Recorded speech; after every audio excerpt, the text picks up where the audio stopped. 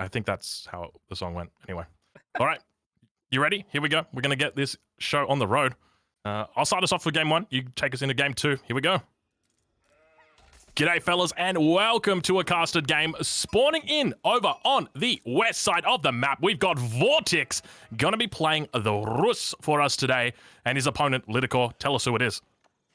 On the right side is the Muslim, playing as an unconventional Arabia civilization pick, going in with the Abbasis. This is the grand finals of the $20,000 SteelSeries Prime Cup, and two names that weren't necessarily expected to be in the grand finals, especially the Muslim, beating down some tough opponents, including Marine Lord, on his way to the grand finals. Yeah, this is absolute incredible stuff that we're seeing today. So we're watching the Muslim go up against Vortex, two StarCraft 2 ex-pros going to be going up against each other in the grand finals. So some big names have fallen today. Lidikor, we have witnessed a massacre. We've seen Viper go down. We saw Marine Lord go down as well in the match yesterday, I think it was. Yeah, there's been plenty of big names going down. I think, yeah, a lot of people are going to be surprised to see these two here in the finals. But, yeah, at the end of the day, they managed to make it up here. So let's talk a little bit about this game and what we've got on the field before us. We've got a Hunter Gavin coming out from the Rus player. He's going to be opening up with a scout. No surprise there. But looks like he's picked up plenty of wolves down here towards the south. Have a look at this little what do we call it? What's it? A harem? A harem of wolves? It's a good name for it. It's very weird that, the wolves are chasing the scout when in reality they would be chasing the sheep. I know, indeed, as you said, that's going to be a ton of gold coming in here for Vortex. One of the best sources of gold for the Rus for the bounty is the wolves. And on the other side, for the Muslim, I feel like the real question is how he's going to approach this game, because we all know how Vortex is going to play this game. The question is what the Muslim has on his mind. Yeah, so the Muslim obviously on the Abbasid dynasty, and we've actually seen the Abbasid dynasty rising through the ranks, at least in this tournament. You know, one of the things that tournaments do is they really push the meta, and I know a lot of people sort of cringe or cronge even at the thought of the term meta, but it's the expectation of what you'd think would happen in a game. And typically you wouldn't expect Abbasid to be coming out, but we've been seeing more and more Abbasid players coming out of the woodworks, and I think the credit's probably got to go over to State for that one. So State obviously played up against Viper in the earlier rounds, took his Rus very, very seriously, and almost won the game against Viper's Rus playing the Abbasid dynasty. And I think a lot of people saw that, they took note, and subsequently we've now seen Viper picking the Abbasid up against the Rus. And now in this game, the first game of the grand finals on Arabia, we've got the Abbasid dynasty once again going to be coming out. Indeed, the Abbasids have quite a lot of options against the Rus, and that's always underappreciated. First of all, they have one of the best timing pushes in the game, because they don't have to research the siege engineering upgrade in order to make rams, so they can go for a decent amount of spearmen and archers in feudal age. Their discount on the villagers means that it's less heavy on their economy to just go for the full archer spearman play and just go for a timing push with mass archers and spearmen, mostly mass archers. Or alternatively, they have access to camel archers, and that's something that's often underappreciated, but the Muslim has something different on his mind. He's mining stone. Looks like it's gonna be a 2 TC play, which is a little risky to pull off, because if you think about it, there is no guarantees that the Rus player goes for cav archers here. And if Vortex scouts this, the appropriate response is going for fast castle, men-at-arms, and rams. Yeah, that could be very big. And we've actually seen quite a few players for the Rus going into that fast castle men-at-arms. So I'd be curious to see exactly where the Muslim looks to put that second town center down. Obviously, he is playing the Abbasid, so they typically do get up their second town centers quite quickly. He's got a good little spawn here, actually. So he could be going on either wood line, but ideally you'd like to keep it close to that initial starting town center. Otherwise, I mean, probably towards those back berries is another good spot. He does have out 2 hunts on the north side of his base, but unlikely for him to be going professional scouts, especially up against a civilization like the Rus, which have got that very, very quick professional scouts coming in. We already see it beginning to come in for Vortex, and take a look at his bounty, Lidikor. He's already up to 315 bounty here. That is massive. And yesterday I did some math on this one. If you get to like 315, 320, 25, that's around the region where you actually save one more transaction from the Golden Gate. Because if you do all the math, it comes down to this one. So you're going to want to get to 250 minimum because you want to get that extra harvest trade bonus. But depending on the quality of your hunting cabin, around 320, 330 is where you want to get in order to save one more transaction. So we'll have to see if this is sufficient for Vortex or it's just a tiny bit too low. But he's gonna have his scouts ready to take all the hunt from the Muslim, and it looks like the Muslim is just giving up on that.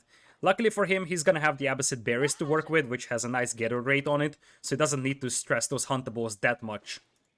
Yeah.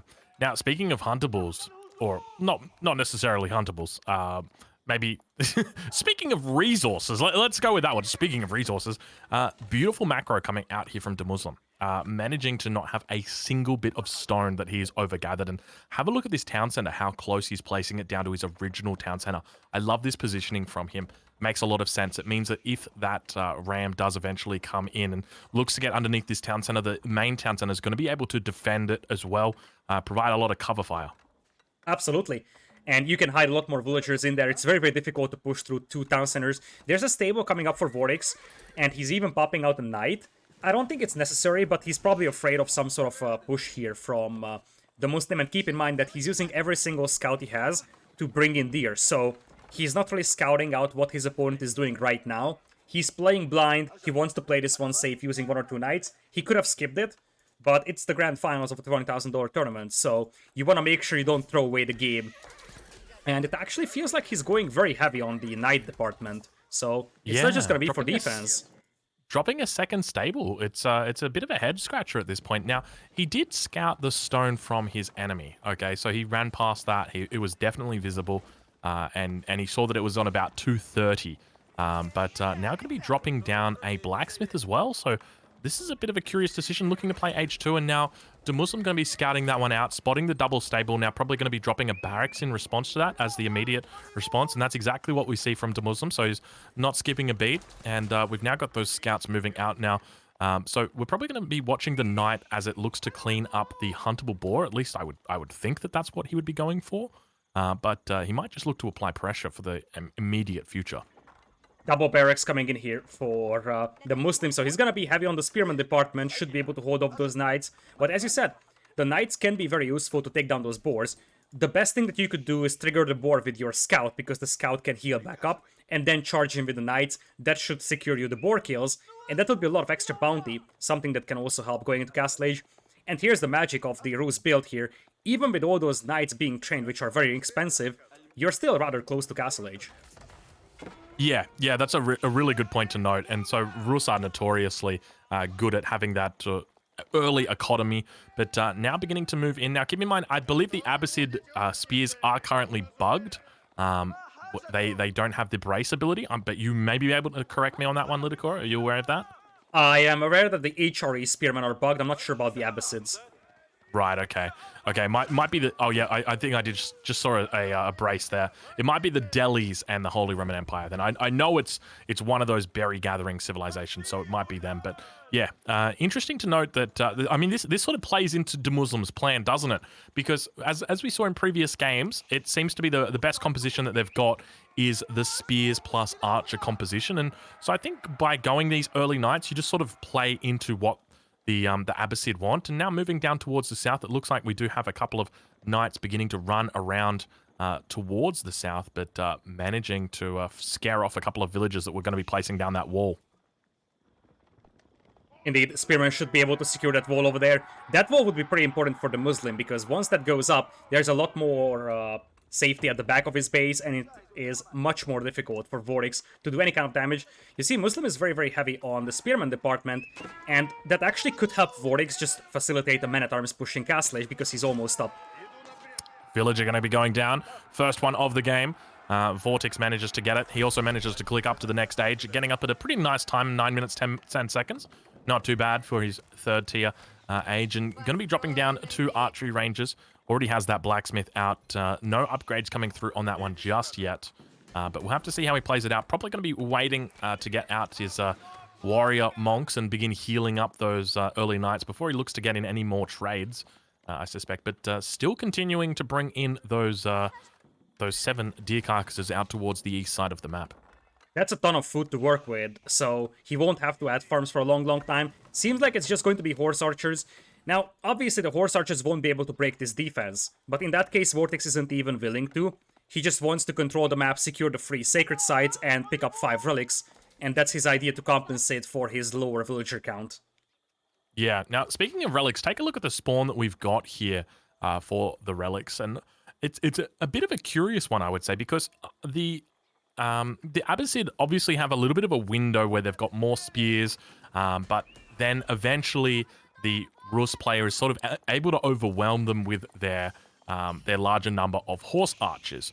And it's only once, veteran archers come in, once the +2 starts to come in, that the Abbasid player is able to sort of take a hold. So I suspect, in earlier games we saw that players had relatively decent spawns with the relics, with, relics spawning quite close to the town center. But in this game, it seems like the majority of the relics have actually spawned pretty far away from both players. So they're going to be out in the map and very easy for the Rus player to actually get their hands on. Absolutely. It's going to be a little bit more travel time for those warrior monks, but still they have high mobility, so with only feudal aging for the Muslim, lack of mobility for the spearman, it is almost guaranteed that Vortex will have the relic advantage here. And those horse archers, if you micro them carefully, they should be able to destroy all those spearmen, but you gotta be careful because once those spearmen get close, they will just devastate those horse archers. Yeah, that's exactly it. The Muslim now going to be heading up to the next age. Going to be going up with the culture wing. So a little bit of a surprise not to go for the military wing. I'm a big fan of the military wing, especially with this sort of composition. The fact that you're going for like mass spearman, mass archer, it just makes a lot of sense to be having out that Camel support research as early as you can in the game. But those horse archers doing an absolute number on those spearmen, managing to take out 1, 2, 3, 4, 5, 6 spears as they tried to retreat back. Now even looking to potentially take out a scout as well. Now, it looks like we have double archer ranges behind, and it is just foot archers for the Muslim, but do you think this would be the time to pop out the camel archers? Because the camel archers are very, very expensive here, but they are virtually meant to counter cav archers, so if there is any situation for them, it might be right now. Yeah, I think it would be quite a smart move. I'm kind of like a little bit disappointed that we're not seeing players go into the military wing. It just makes so much sense to be just getting out like 2 or 3 camels in this composition. You've got everything that you need for it. You've got those archery ranges down. You've got plenty of resources stocked away in the base. You've got a composition that relies pretty much entirely on just having a safe wood line. And yeah, it seems a little bit frustrating that we don't see players doing that, but we'll see how the Muslim manages to make it work. Obviously going to be going into that into the culture wing means that he could be looking for the preservation of knowledge and then trying to max out his upgrade. So that's another route that he could be going. So we'll have to take a look and see whether he looks to secure that.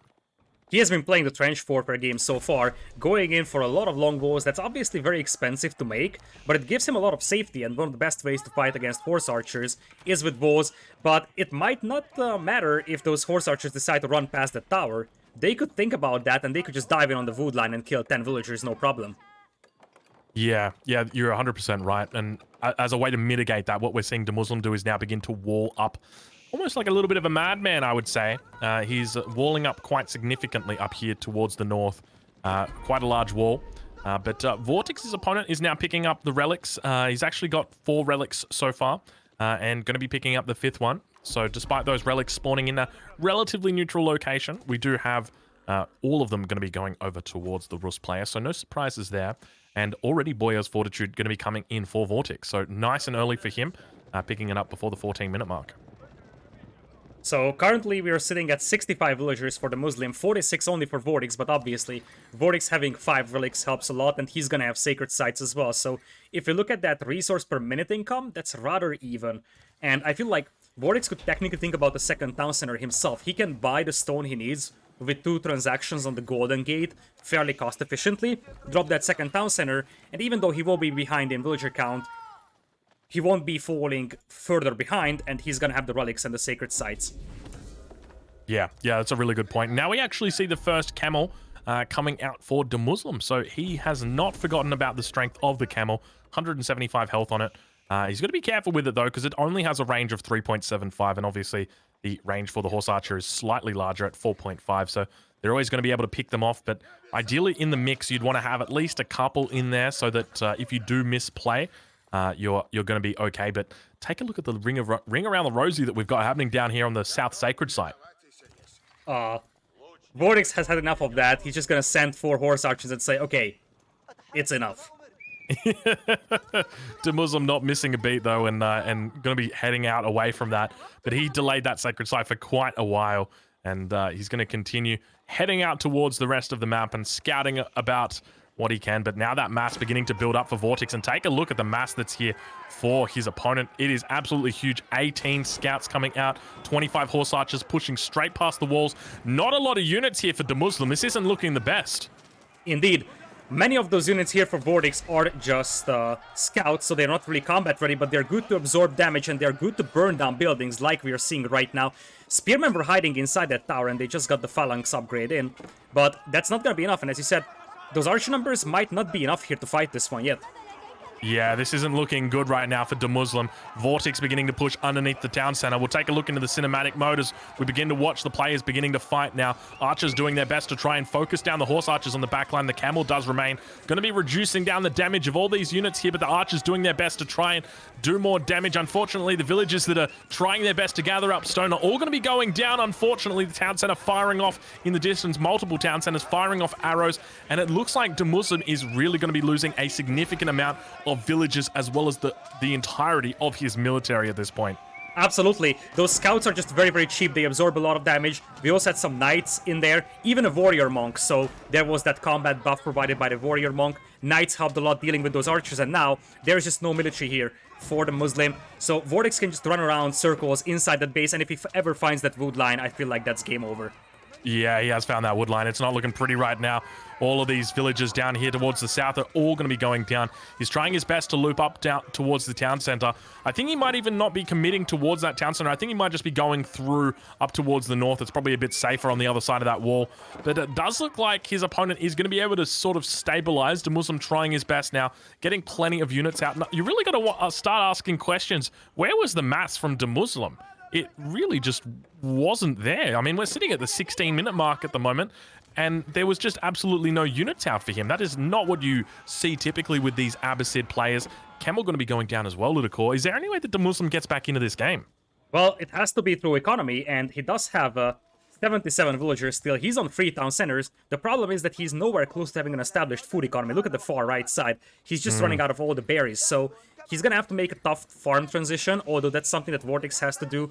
And at this point, I think it came down to just the Muslim not having a lot of production buildings. He's on 2 ranges, 2 barracks, whereas on the other side, we have 3 archer ranges, 2 stables, and even hunting cabins popping out scouts. So a lot more military production over here for Vortex.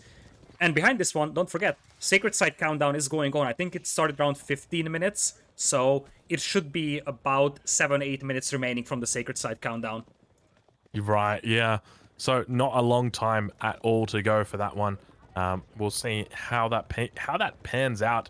But now towards the Muslim's base, he has moved over towards that front berry line. But keep in mind, Vortex is going to be able to move in and potentially look to deny that. Despite it being protected by walls, he's obviously got a great range here with his horse archers, and that's exactly what he looks to do. Getting up towards that, he does actually have line of sight on these villagers on the wood line as well. Going to get forced back once again off that wood line. He doesn't really have a safe wood line here for him as he loses 3 villagers here and goes completely idle on the berries. Yeah, having a very tough time here. Muslim now finally adding in farms around the town center as well, but I feel like it might be too little too late. Yeah. He's got the villager lead, but he can't really do much with that because those villagers are horribly inefficient.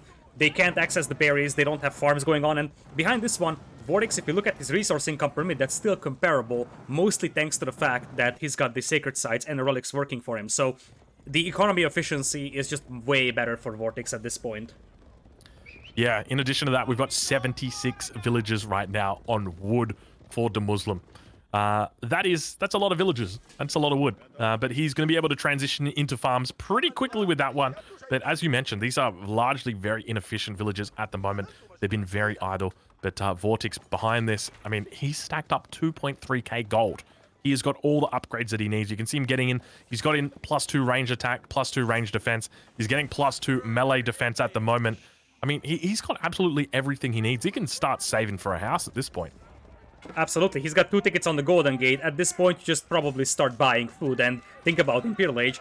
Archers are moving out and that mass is fairly big, so he might actually need to change his plans and just go for mass knights. If he gets like 15 or 20 knights in here, he should be able to decimate this army. But without knights, it's a little risky because that's a lot of foot archers to fight against. Yeah, and now going to be pushing out. There's plenty of archers out here, so he's got pretty decent masses, but behind this, keep in mind, horse archers are in the wood line. Vortex doing a really decent job there, so just keeping his opponent sort of distracted over on one front, then at the same time raiding the second one. And we've got a villagers surround now. They mean absolute business when they come in with their daggers out, cleaning up all those horse archers, and that's a lot of villagers right there for DeMuslim. Is he thinking about a little bit of a villager pull? I mean, he's got very, very cheap villagers and free town centers, so technically, pulling villagers is an option. The problem is that what are you going to pull those villagers against? The cav archers will just run away if they don't feel like fighting. Yeah, well, he's going to have to pull them again, it looks like. These villagers have got 75 health, so they got plenty in there. Let's see if he manages to do it one more time. DeMuslim going for another pull. Here he goes. He's looking to mean business, getting a nice little wrap around there for the villagers, and it looks like instead of pulling them, he's probably just going to be walking them out. They're trying their best. We'll follow along with them and see how they manage to do. Has he just got female villagers out here? Actually, no, I think they're male and female all mixed in. They're just all wearing very similar robes and clothes, it seems. And DeMuslim actually going to be tapping out. He says the villagers were not enough to hold on for dear life, unfortunately. Lidicor, not a bad game, hey? I'm not gonna say that it was an amazing game, simply because it was just Rus at their best, and this is what showcases how powerful the Rus could be here. Like, the Muslims' villager lead was enormous. We're talking about 30-40 villagers, but Vortex is just able to afford cav archers, which are rather cheap for what they actually deliver on the battlefield. And of course, that passive gold income is just brutal. We're talking about 8,000 gold collected for Vortex, double the amount compared to the Muslim, and he barely had any gold miners on that resource for the majority of the game. Just Rus things. Just Rus things. Yeah, it's one of those classic things, isn't it? It's yeah, it can be very frustrating to deal with, and yeah, as you mentioned, the villager count, it managed to burgeon for DeMuslim, but unfortunately, it's all meaningless when he doesn't have the mass compared to Vortex. I mean, look at the numbers coming out for Vortex, absolutely huge. As he headed towards that first fight, almost double the amount of units that DeMuslim had. And keep in mind that in addition to having double the units that his opponent had, he's also got more powerful units as well. So ideally, you'd want it to be the other way around. So very difficult fight there for DeMuslim. But look, that's the first game of the grand final. We'll be heading into the second game very shortly. If you're watching this on YouTube, I encourage you to check out Lidicor. He is a fellow caster. You've heard him now, Lidicor. Thank you very much for joining me for this cast. All right, going back into the waiting lobby.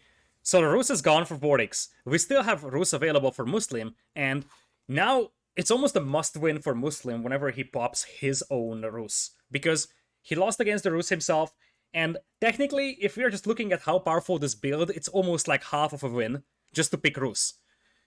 Yeah. Which also means that if he loses with that for whatever reason, it could be an absolute disaster, because I'm not saying that Vortex played badly in this one. In fact, he played really well, but having Rus right now feels like half of the victory already, so you really need to secure win with that Rus whenever you pick it. Yeah, well, one of the things to note is obviously this is a best of 7 series, and there's the chance that it could go the whole way. And so if you're able to identify when your opponent may pick Rus, then you can subsequently try and counter them with Abbasid. If we were to say, you know, Abbasid win maybe like 30% of their games against Rus, where everybody else wins only 10%, then if you can sort of identify that sweet spot, then yeah, you could potentially increase your odds of winning right there. Absolutely, and we also have to talk about the fact that Rus is probably by far the strongest civilization for Vortex for open maps. And on the other side, if you think about the Muslim civilization, Abbasid is sort of that civ that is okay but not amazing for these open map scenarios. Looks like we do have a game already. I think they actually forgot to set spec delay because they are 4 minutes into this one. Oh, yeah, I think they just quit? Oh yeah, I think they had to restart because it is capped at 4 minutes. So I guess we're just going to take a look at this game and see why this could be a potential restart. We do have a Chinese versus English matchup over here. The Muslim loves his own English, so I actually think that his civilization might be the one I like more here. Which map did we have, did you know? It's Altai. Yeah, very, very good map for the English. I would say that this is probably the best civilization on Altai. Probably, and the Muslim loves his own English as well. Like, he played a lot of Arabia with English, and just going back to that discussion about the civilizations, you use the somewhat subpar or average civilization against an elite civilization of your opponent. So obviously you lost the game, but it's one of those setups where you just try to play it, didn't work out, you just take the loss, but you still have your powerful civilizations available for later stages. Yeah, that's exactly it. I think it's a really smart move to just open up with the Abbasid dynasty. Okay, so the official verdict is that the Muslims game crashed, so that's why we're restarting. Luckily, it only crashed Okay. 4 minutes into the game and not like 15, 20. That would have been a disaster. Well, I guess I'm gonna get my popcorn out and get ready for the next event or the next game as we wait for that one. So, Chinese versus the English. This actually tells us a lot of things. We are playing on Altai. So, if we are seeing Chinese from Vortex here, that means that he has to go something different on Hillandale. Likely Holy Roman Holy Empire Roman. or French. Yeah, it'd be the Holy Roman Empire is probably going to be really good there. Yep. I really like Holy Roman Empire into Chinese. I feel like it's a very difficult matchup for the Chinese. So yeah, I think it's I think that's probably going to be the best bet. Yeah, but I can see the Muslim trying to go for HRE on that map as well. If you think about it, he could say, okay, I love my HRE. I am confident with that civilization in a mirror matchup, and I'm just confident I can use that civilization better than my opponent. So he might be like, okay, you can use your Chinese here because I'm just going to be picking my Holy Roman Empire on Hillandale as well. And we'll see where he uses Chinese. He might actually skip Chinese if he goes for HRE on Hillandale. Yeah, that's a great point. Oh man. All right, well, we got 4 minutes until the next game begins. Chinese versus English. I mean, I'll be honest with you, Lidicor. I'm putting the Muslims' chance to win at about 96%. I'm going to be honest. It's like, I do not see how China beats England on this map, especially when you've got a player like the Muslim who is incredibly, as you mentioned, comfortable with this English. 96 might be a little ambitious, but yeah, I'm also going for like at least an 80-20 advantage for the Muslim here. This is probably his single best civilization. He loves to play this civ. Whereas Chinese definitely have their options, but what really Chinese shine in is that post-imperial scenario. That's just extremely powerful. They have a very nice economy going for them. They have some very, very good late imperial units. Talk about those powerful bombards. But especially early game, like talk about that feudal age, early castle age timing, they are just very exposed to a lot of aggression, and English are just exceptionally good at putting up aggression, just steadily building up that number of longbows, and then suddenly popping out a ram push, either in late feudal age, or just by going to Castle Age. You also have a chance to go for the King's Palace, so you can have 2 town centers as well, so you won't fall that much behind against an opponent that has a Song Dynasty boom, for example. Yeah, that's exactly it. It's it is just it just works out incredibly well. I think the English are just such a great civ, especially on this map, which is a map where you spawn very, very close to your enemy. So I think that, the Muslim is going to have all the tools that he needs to disassemble the Chinese dynasties. All right, I'm going to put on some music. Liticor, we've got 2 minutes before this game starts, and you know what that means. It's time to get pumped. Well, luckily, I can't hear that, so I'm spared. Also, it helps making sure you don't get DMCA struck, right? Can't you hear that? Nope. I can't hear it, or at least only internally inside my head. Oh man. The players actually will be. Now? Oh, Can you hear it now? luckily, I cannot. How about now, Liticor? Holy potatoes.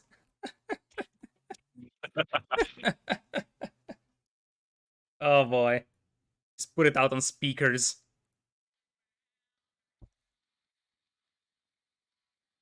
So, 1 minute left to go, and then we're jumping into game number 2. Vortex is up 1 game.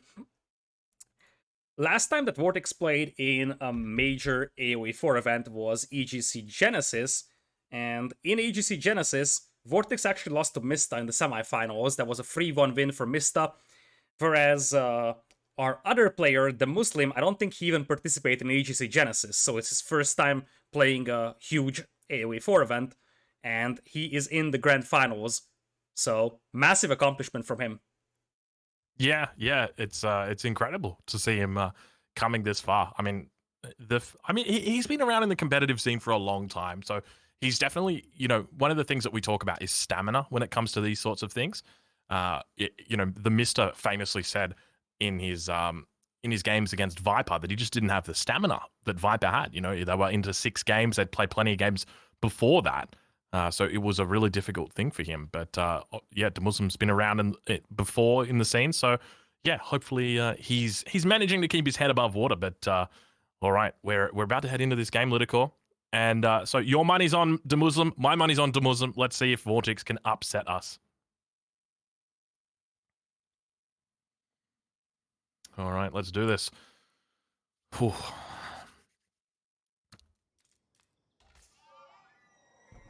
G'day, fellas, and welcome to a casted game. Spawning in over on the southeast side of the map, we've got Vortex playing on the Chinese, and Lidicor over on the other side of the map. Who have we got? We got the Muslim playing as the English. Vortex will be using the Chinese, somewhat surprisingly over here. A civilization that's very, very good for slower paced, more defensive maps. The problem here for Vortex is that English might be the single best civilization on this map. The two players spawning rather close, so that lack of mobility for the English army isn't really going to show, but their brute force push with their longbow mass could. Yeah, this is one of the very concerning things for China on this map is that typically, you would expect China would be very strong on a map which is closed off. Vortex opting for China on an open map, and not just an open map. I mean, it's open within the context of, fighting against your opponent. Obviously, it's very closed off towards the extremities of the map. The sides of the map are a lot more difficult to sort of navigate, but it's very curious that this is the decision he's going for. So do you think we might potentially see some sort of, who knows, walling out of Vortex potentially? I would definitely think that he needs to do that, although his map is not really suitable for walling. So if you compare his map to the Muslim's ones, the Muslim has an easy wall off on the front of his base. The sides are a little more difficult to protect, but in general he's got some straightforward walls to make that at least limits the movement of his opponent. Whereas for Vortex, he's kind of far away from those rocks, his forests aren't really positioned well, so it's going to be difficult for him to wall off the entire front of his base. Yeah, he's got some big walls to make, that is for sure. There's definitely, if he was playing against the French, I'd be thinking, yeah, doesn't have a terrible spawn. He can like wall off back here behind his trees, do a little bit of a wall out here over on the front of his berries. But against the English Lidicor, that's going to be really difficult. It is going to be so tough playing on this map with this spawn against the English. It is just, yeah, it doesn't look good for him.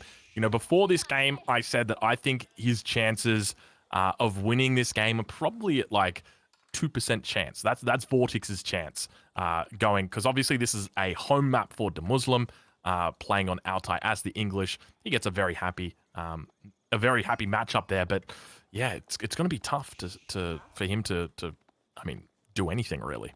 Yeah, it is going to be difficult to do, although I'm told that in the Viper versus Vortex set, we actually had the same civilization matchup for Vortex, and he was able to pull that one off. So he might have something up his sleeve over here, and we have to mention that the quarterfinals, semifinals, and grand finals are played right after each other. There is no time for the players to watch their potential opponents' matches unless they finish their own set very, very fast, which was not the case for the Muslim. He actually was the player in the semifinals that finished the last, I do believe. So because of that, he didn't have any chance to look at Vortex's previous sets, so he's sort of going into this one blind.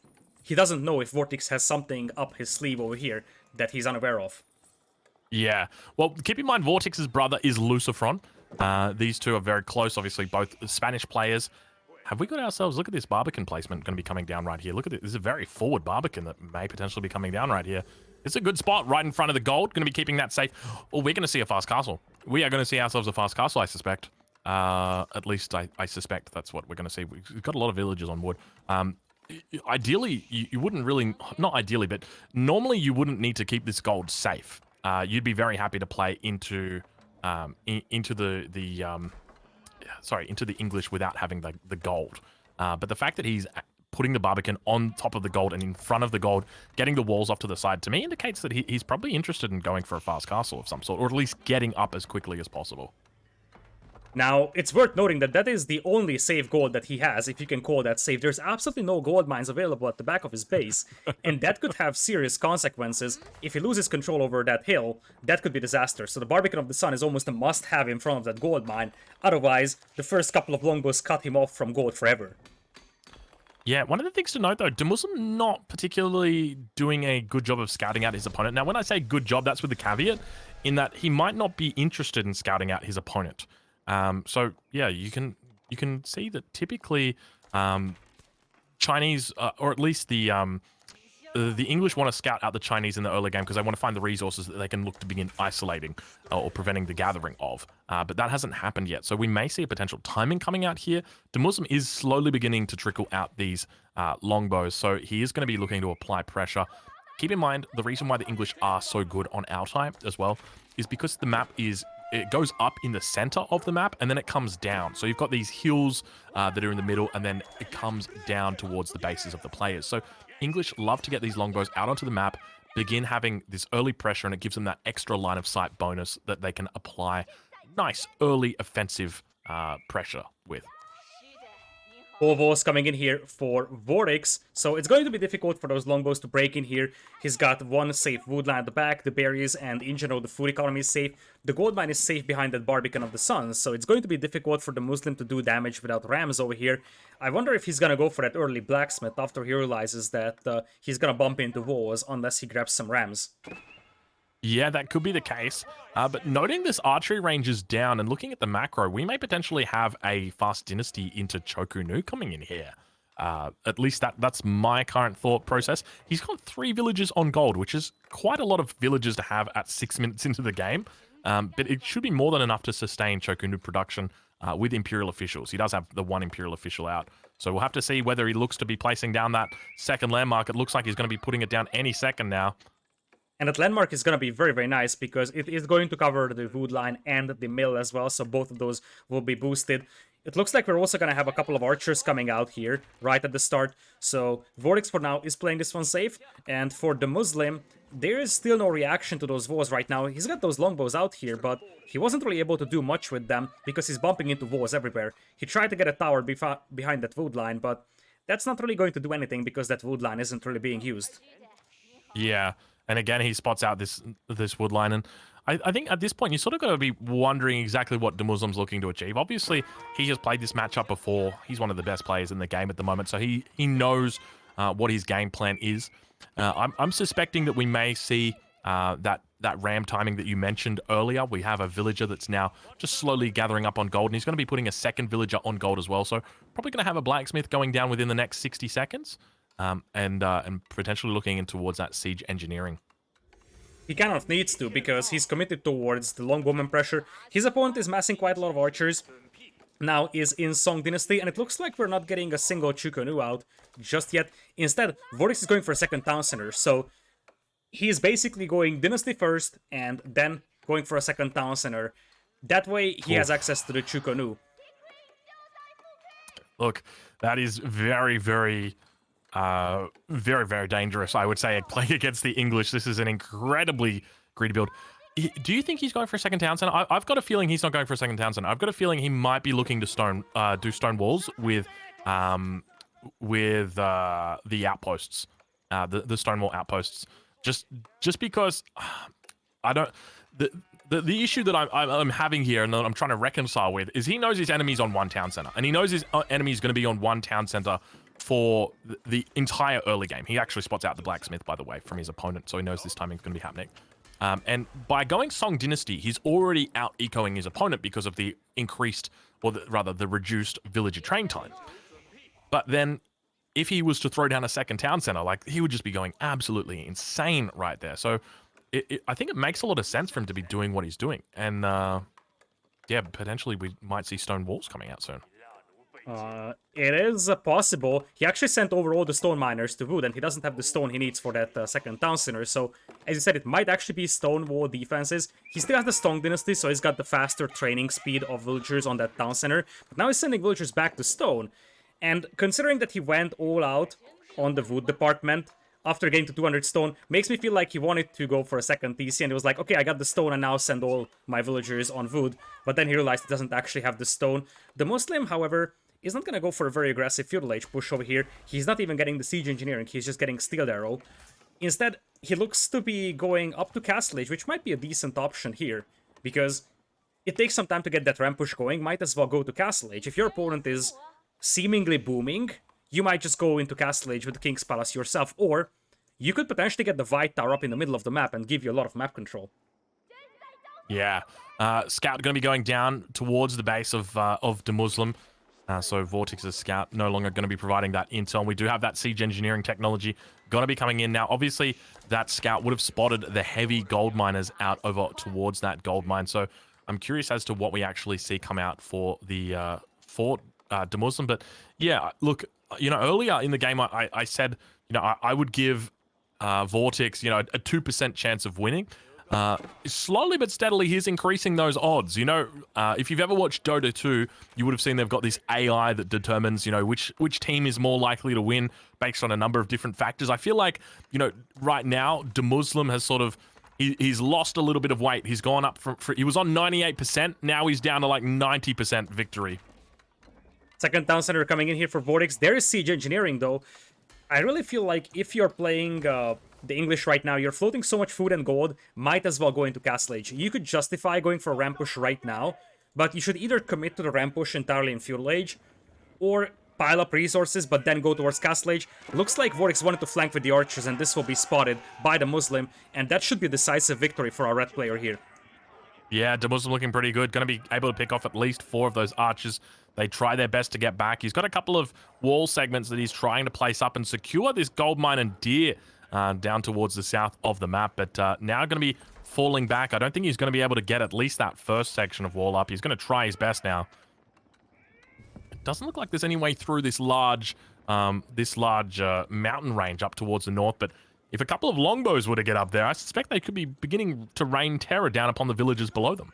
That is exactly what you want to do. Get 2 or 3 longbows up on top of that hill, because you want to deny those berries as much as possible. King's Palace on the way for the Muslim as his H3 landmark, and this is where you have to start turning up the heat and start pushing that Chinese player, because don't forget, this is a 2-town center Song Dynasty boom, so soon Vortex's economy is going to start kicking in. We're talking about 39 villagers versus 48, so 49 villas lead, and Vortex is getting close to Castle Age as well. Yeah, and it's only going to continue to increase for the duration of the game, because obviously he's on 2 town centers, and the Muslim is going to be on that second town center once this King's Palace is finished. But it's important to note that the difference here is the Song Dynasty, and we've talked about this before. Villager production time is reduced by 35%, so quite significant. But now down towards the south, that ram beginning to attack the gate of Vortex, and Vortex's villagers going to be having to vacate the area before his enemy becomes victorious. Notice how the Muslim is using 1 scout on the right side of Vortex's base. He wants to see if Vortex is moving out, especially towards that hunt. Currently, Vortex's army is not bad, and he's rushing up an emergency wall over here, trying to slow down this push as much as possible, because he's getting that astronomical clock tower up, and we're probably going to see 1 or 2 nest of beasts coming in here rather soon. Yeah, both players now hitting the next age. Astronomical Clock Tower has finished, and it is on top of the Imperial Academy. So a lot of players will make the mistake of dropping down the Imperial Academy, but then not putting their Astronomical Clock Tower next to it. It's really important to make sure that it's on top of it, because it's going to be buffing up that one. But yeah, we could potentially be seeing Nest of Bees through shortly. But when it comes to upgrades, that we're seeing no real upgrades coming through just yet from the Blacksmith at this stage. And no veterancy coming through for any of the units either. Yeah, here the problem for the Muslim here is that his push is just slow. Like, he's slowly grinding down those walls, but Vortex is able to buy himself some time. It is a quite greedy strategy to play on this map, but I have to give credit to Vortex for his base layout. The way that his base looked like in Feudal Age was exceptional. The Vos, the Barbican of the Sun were positioned perfectly to just keep those longbows out. It was a very difficult base to wall off because it had a lot of open space on the right and the north, but he was able to place his buildings in a way that he just basically prevented the Muslim from doing any damage in Feudal Age, and it's all about buying yourself that time you need for that Chinese economy to kick in and that Castle Age to come in with that astronomical clock tower. Yeah, I got to agree with you 100%. He did a great job with his base layout. It is an absolutely beautiful base. And those walls were just impeccable. But now, speaking of impeccable, it looks like those battering rams are finally going to be taking a little bit of damage as they do push in towards this village. It looks like it's probably going to have some archers opening up on them very, very shortly. But this village is going to be going down. Now, one thing to note, these villages, even though they look juicy, they're only 100 wood. It's not a particularly impressive victory that he is having down here towards the south.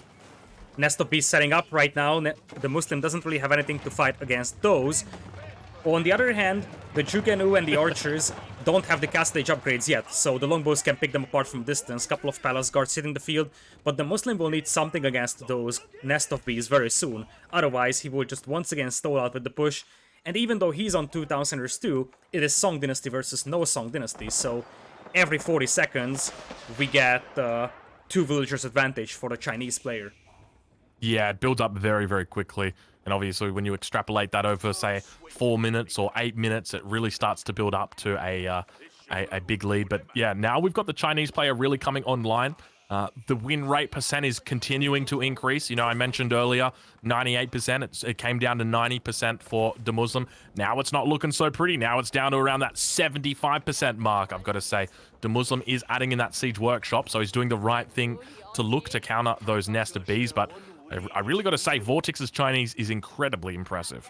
He is impressive, and it's weird that you're saying 75% because now I feel like the chances of the Muslim are dropping to something like 10-15%, simply because the deeper we go into this game, the better and better that Chinese unit composition will be. And we shouldn't underestimate the fact that we're already looking at a 17 villagers gap.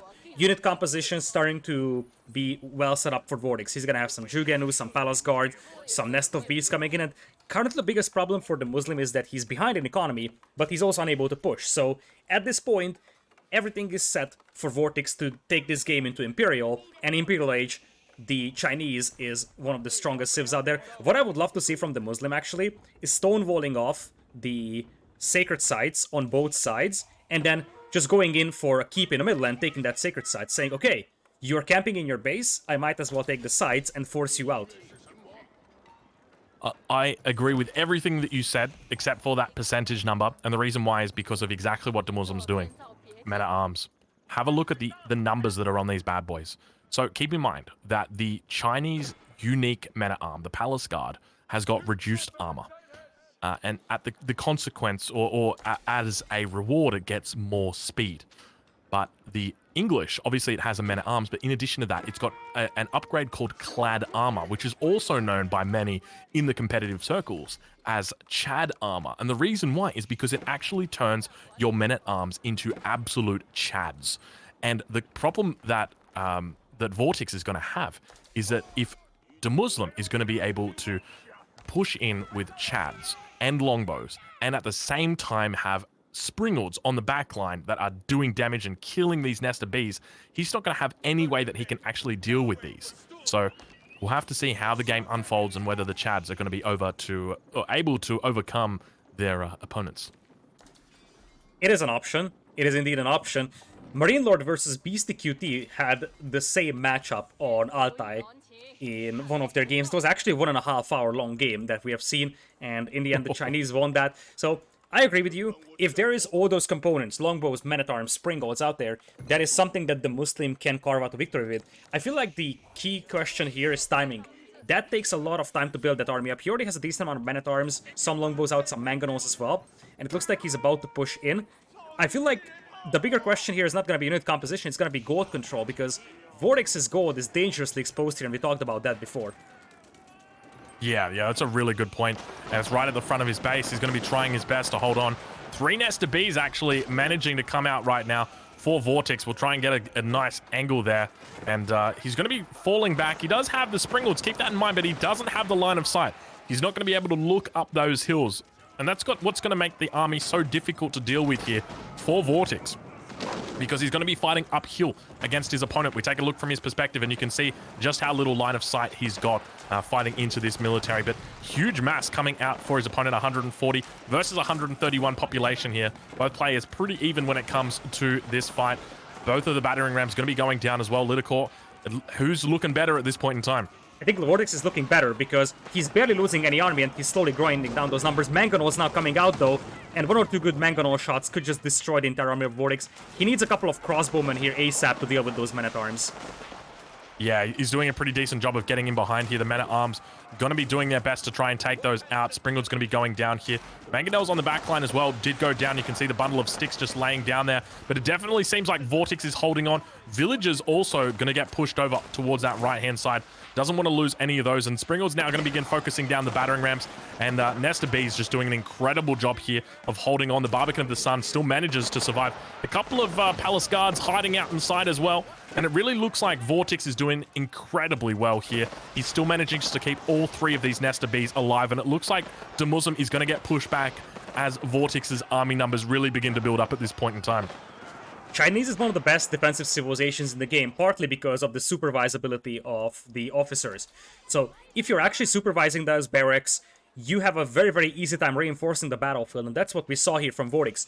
It was a difficult time for the Muslim to bring in reinforcements, especially once these Mangonels were sniped by the Springolds, whereas for Vortex, he was just able to constantly flood in those Palace Guards. He started that fight with like 4, and now he's got around 10, 11 on the battlefield, and he lost quite a few of them, so the quality of those man-at-arms will be better for Muslim, of course, with the extra clad armor, but reinforcing the battle was much easier for Vortex, so that's why the Muslim lost that battle. Still, if he plays the gold control game, he could have a decent advantage here, because right now Vortex is starving for gold.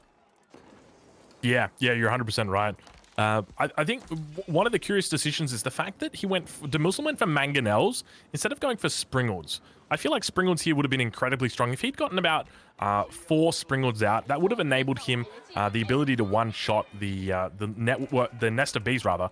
And that's all he really cares about. So ideally, just going for full men-at-arms, diving in there, get the Springalds in on the back line, focusing down those nest of bees, and really start to do a lot of damage. I think he would have been absolutely fine. So it's curious to see that he went for the Mangonel route, because obviously going up against the Chinese composition, there's going to be a lot more siege in there. But we'll look to see how he plays out in the mid-game. Earlier, I mentioned those percentages. It looks like that 2% obviously went down or increased up, but China is looking incredible at this point in time, and Vortex demonstrating why casters are obviously not just overhyped, but probably overpaid as well, I would say, Lidicor, because that 2%, he's magically turned it from 2% into what now looks to be about a 95% chance for him to win. You did mention the hills in the middle of the map, and those are actually pretty impactful here for the Muslim.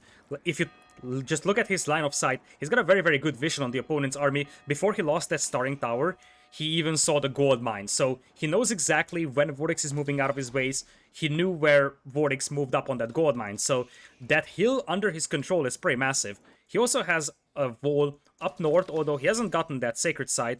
Also walled off the left side of his base. Looking at the ecos real quickly, it's 87 versus 101, so Vortex still has a pretty confident lead. Yeah, he's looking pretty decent. Palace Guard's now going to be coming out. Mangonel's getting some pretty decent shots off there. Great splits coming out from Vortex as he begins to open fire on his opponent. Springald's beginning to move through the mass.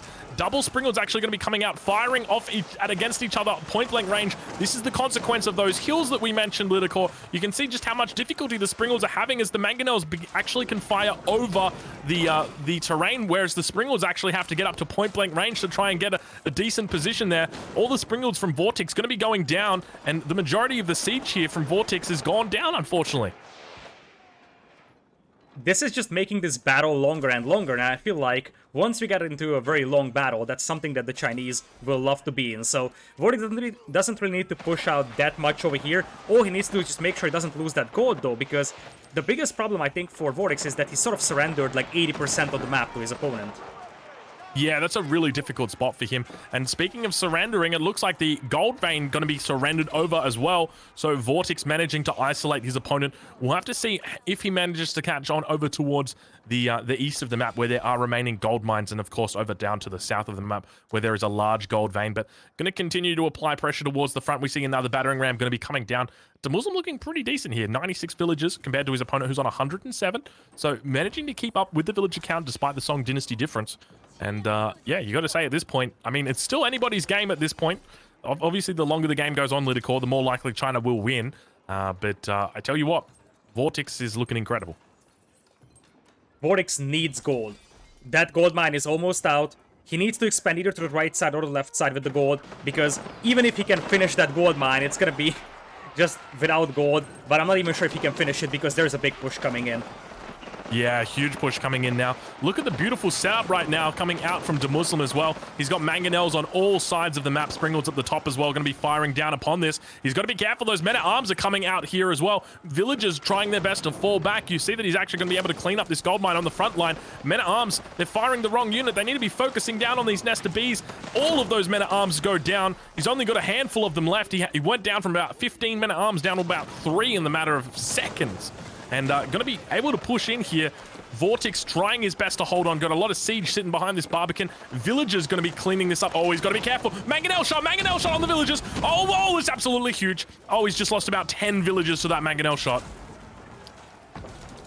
That was massive over there for the Muslim, because even though he won't take down the Barbican of the Sun over here, the key thing is that just he's cutting into that villager deficit that he has had.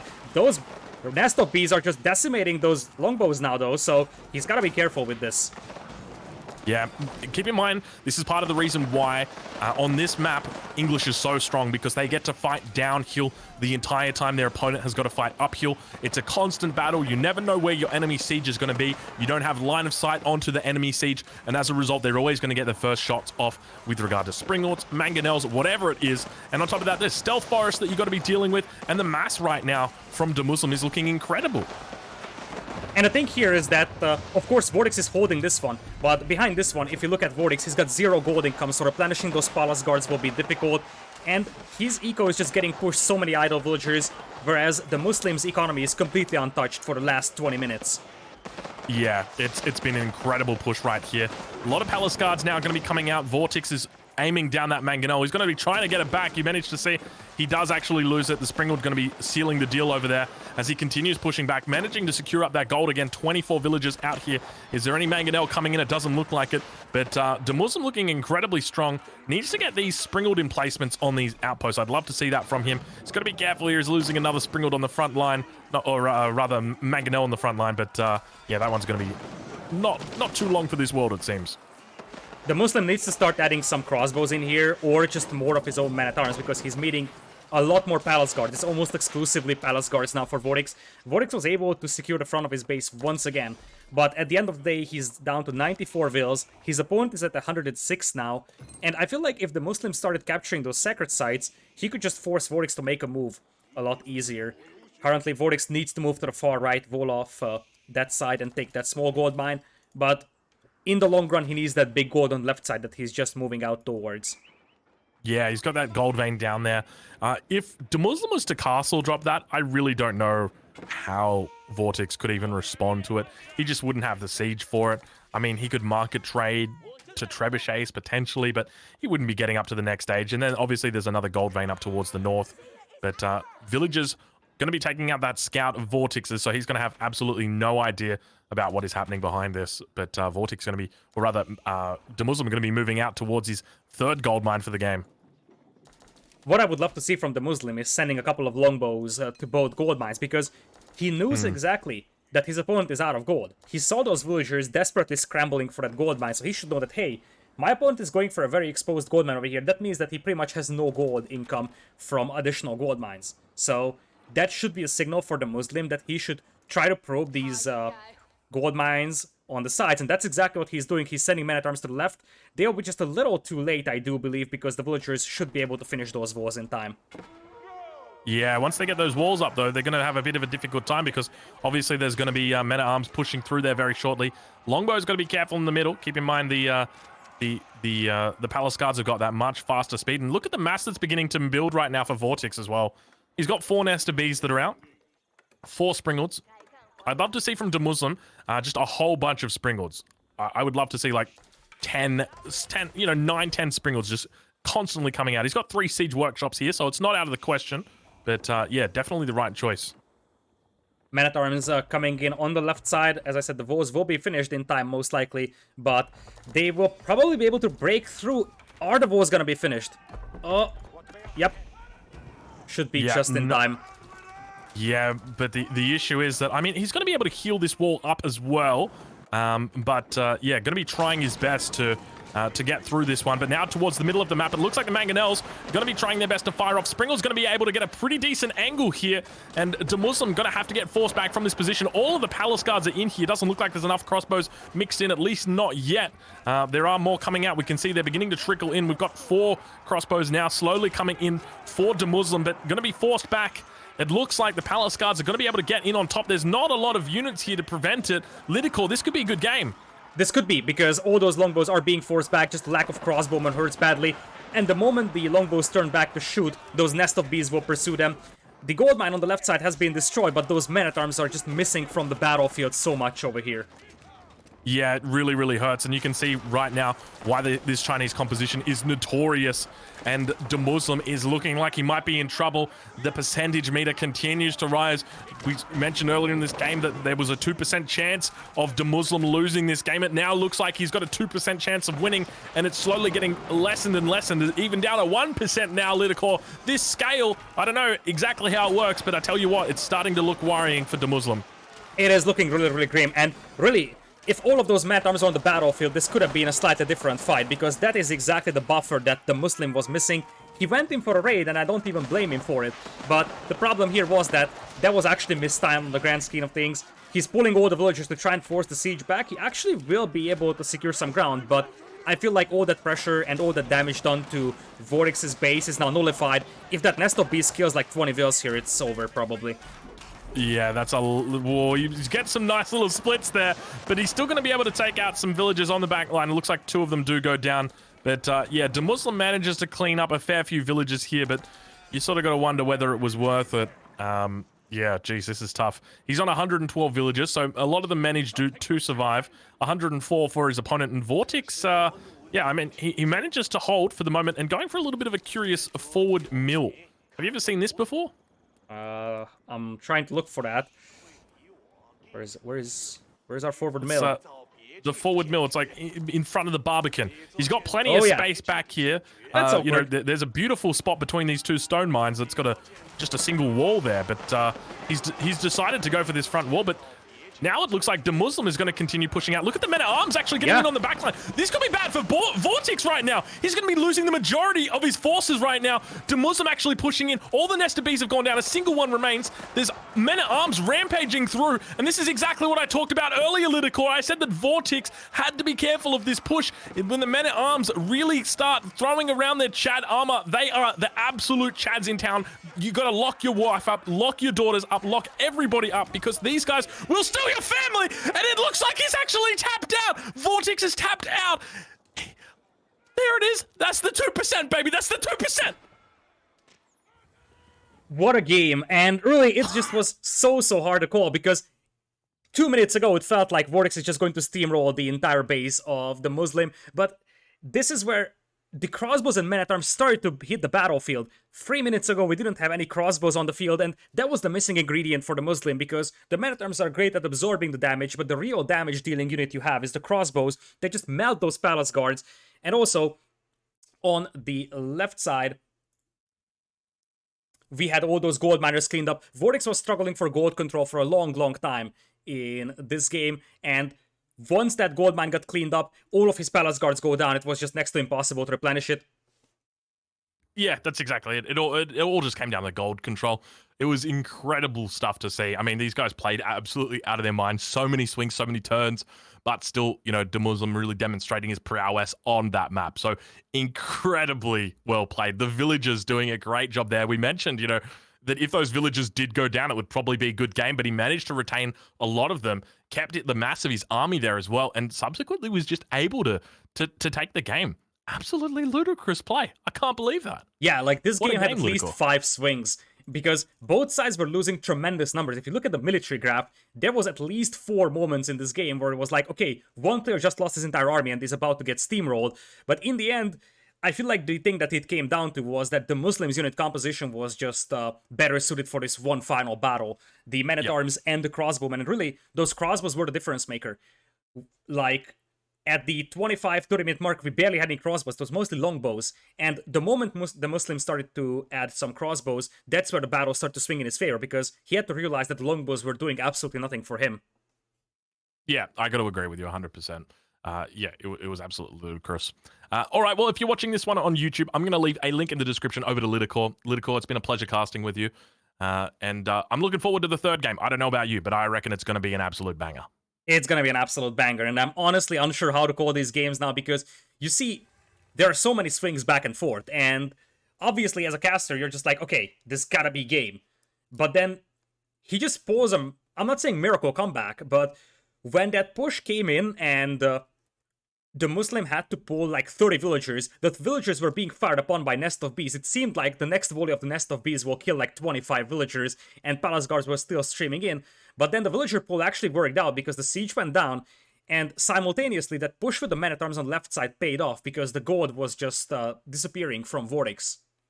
Yeah, it was absolute crazy. Oh, all right. Well, that takes the score to 1-1 for these two players. So Vortex won, DeMuslim won, yeah, they're now heading into their third game. We'll have to get ready for that one, Lidicor. Boy. It's it must be Boulder Bay. I can't imagine it would be any other map. Even Steven scored on a very, very important win here for the Muslim because he would have fallen behind by 2 games if he loses this one. But the bigger thing, I believe, is that this looked grim for a long time for him. He was behind by 20 villagers, really wasn't able to do much to break that villager advantage of his opponent. But then it came down to map control. Some things could have been done a tiny bit better, so if you went for the sacred sites a little bit earlier, that could have been a nice way to capitalize on that map control and just compensate for that villager deficit. But in the end, once that man-at-arms crossbowman composition kicks in, it's very difficult to deal with that, because Nest of Bees are great, but once they're overrun by like 30 men-at-arms, you will just lose all of those, and they are pretty gold heavy, so it's difficult to replenish them for a player that is barely able to access gold like Vortex. Yeah, that's exactly it. One of the things I would want to point out, okay, is in a series, the first game is really important because that is going to determine the way the series swings. So it starts out on a standard map, Dry Arabia, Lipany, whatever it is. And whoever gets the victory on the first map has then got an advantage because you've won the first game, so your opponent then gets to pick their map, they get to pick their civ. So you're playing into them. And it's likely that they're going to win. But then the next map, you get to pick it. And if everything goes as planned, by the time you get to the last game, you're going to be picking your map. And you're also going to be picking your civ that you want, that you could have prepared for. But in this game, the third game, we have a reset. And the reset is the French mirror. So both players obviously going to be heading into this map. We can only assume that it's Boulder Bay. And the reset is happening because we've got 2 French players playing against each other, both happy to pick this civ on this map. And essentially, it's like, we've gone from a best of 7, essentially just down to a best of 5, where this is the first game. Absolutely. You summarized it really, really well. The importance of the first game is that is a neutral map. Every other map is played on a home map. So if you lose the neutral map, you have to take away a home map from your opponent. And that is yet to be done for the Muslim. Now we're going to the home map of Vortex over here. Looking at his home maps real quickly, I'm going to check out what he has available. So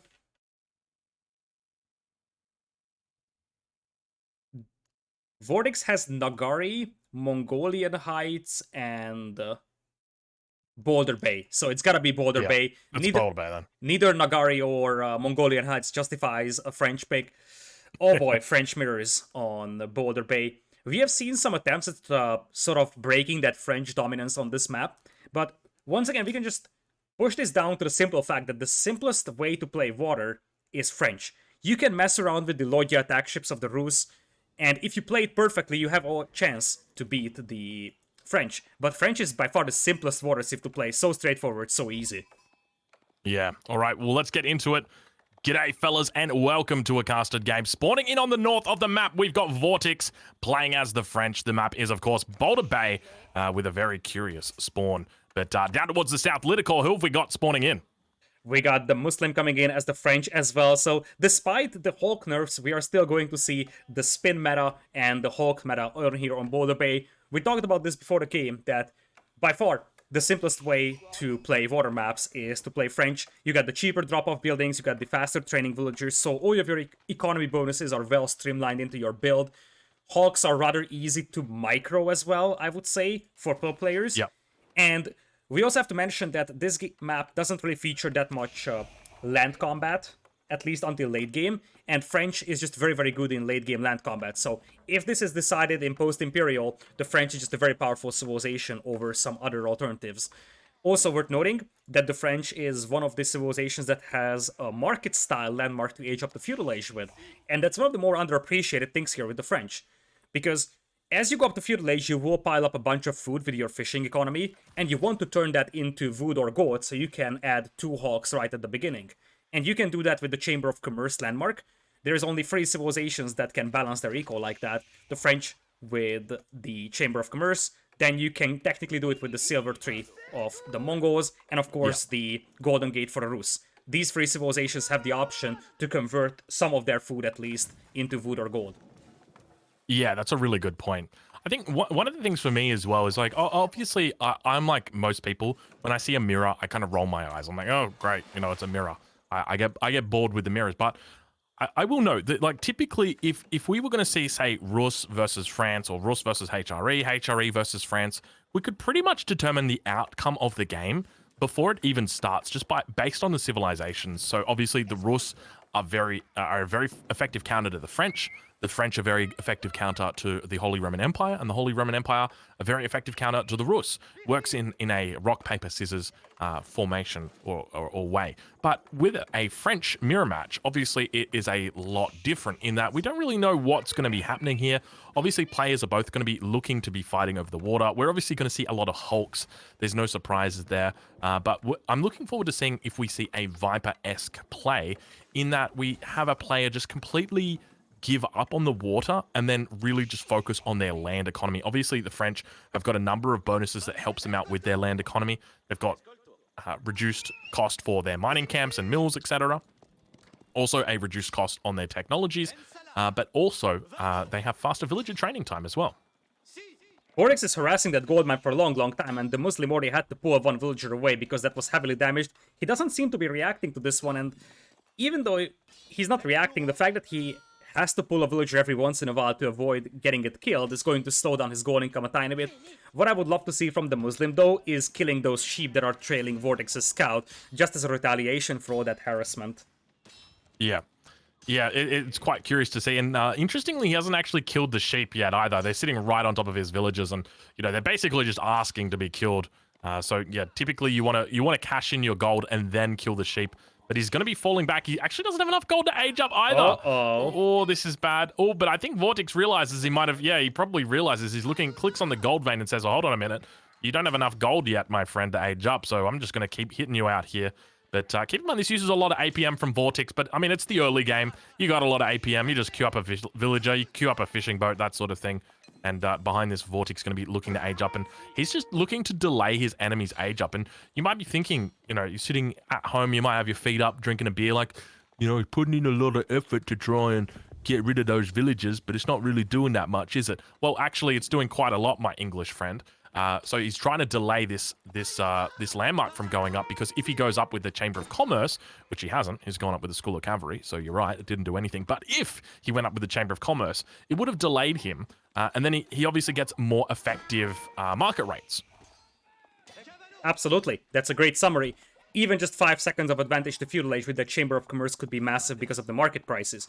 Now, it is a School of Cavalry for the Muslim, which is a little surprising because if there was any player that I would have expected to go for the School of Cavalry here, would have been Vortex. If you look at that gold mine for the Muslim, it is just begging for a knight to raid it. And the thing is that it is just one knight, and that pushes your opponent off from gold for 1 minute, and that can be enough to snowball the water, because your opponent is off from gold, there's just no way that he can match up with your Hawk numbers, and that can swing the water battle in your favor. So oftentimes the School of Cavalry approach is meant to just pop out one knight or one horseman just to harass that gold mine enough to swing the water battle in your favor. Yeah, I've got a sneaking suspicion this water battle is going to be a very quick battle as well, because as we head up into the 5th minute here, where the Muslim looks to reach the 2nd age with his School of Cavalry, which is, by the way, going to get spotted out by Vortex, he's going to realize there's 2 docks down for Vortex. There's only 1 dock that is down for the Muslim. And that is going to mean that he's only going to be able to make one Hulk. And I'm going to do some quick math for you, Litterclaw, but if you've got 2 Hulks and your enemy's got 1 Hulk, then you have 1 more Hulk than they do, and therefore you win the water. That is a great summary. I'm not gonna say it was a very complex math, but I appreciate your effort over there.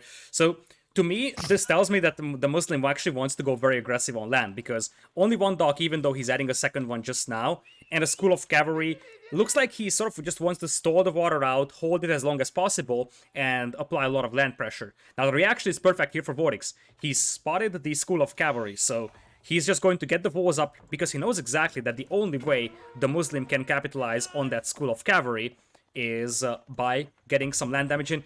A genius move from the Muslim here would be a transport ship, though. Yeah, that would be really, really nice. We do see the Hulk coming out. Initially, it was going for a second dock. He tried to kill this scout. He placed down a second dock, even moved the villager out. I don't know exactly what he was thinking with the mind games. You know, at this level, players are always going for those mind games. But yeah, I got to agree with you. Just a cheeky little transport ship would be all he needs. A second dock now going to be coming up, and fishing boat's going to be potentially under threat here. The Muslim going to be losing the first fishing boat of the game, and Vortex going to be walking away with a 1 victory, 1 kill under his belt. And in mirror matchups, those small differences, 1 fishing ship killed here and there, can be the difference maker, because you can't really build an enormous advantage over your opponent, eco-wise, if you have the same civilization and sort of the same strategy here as well.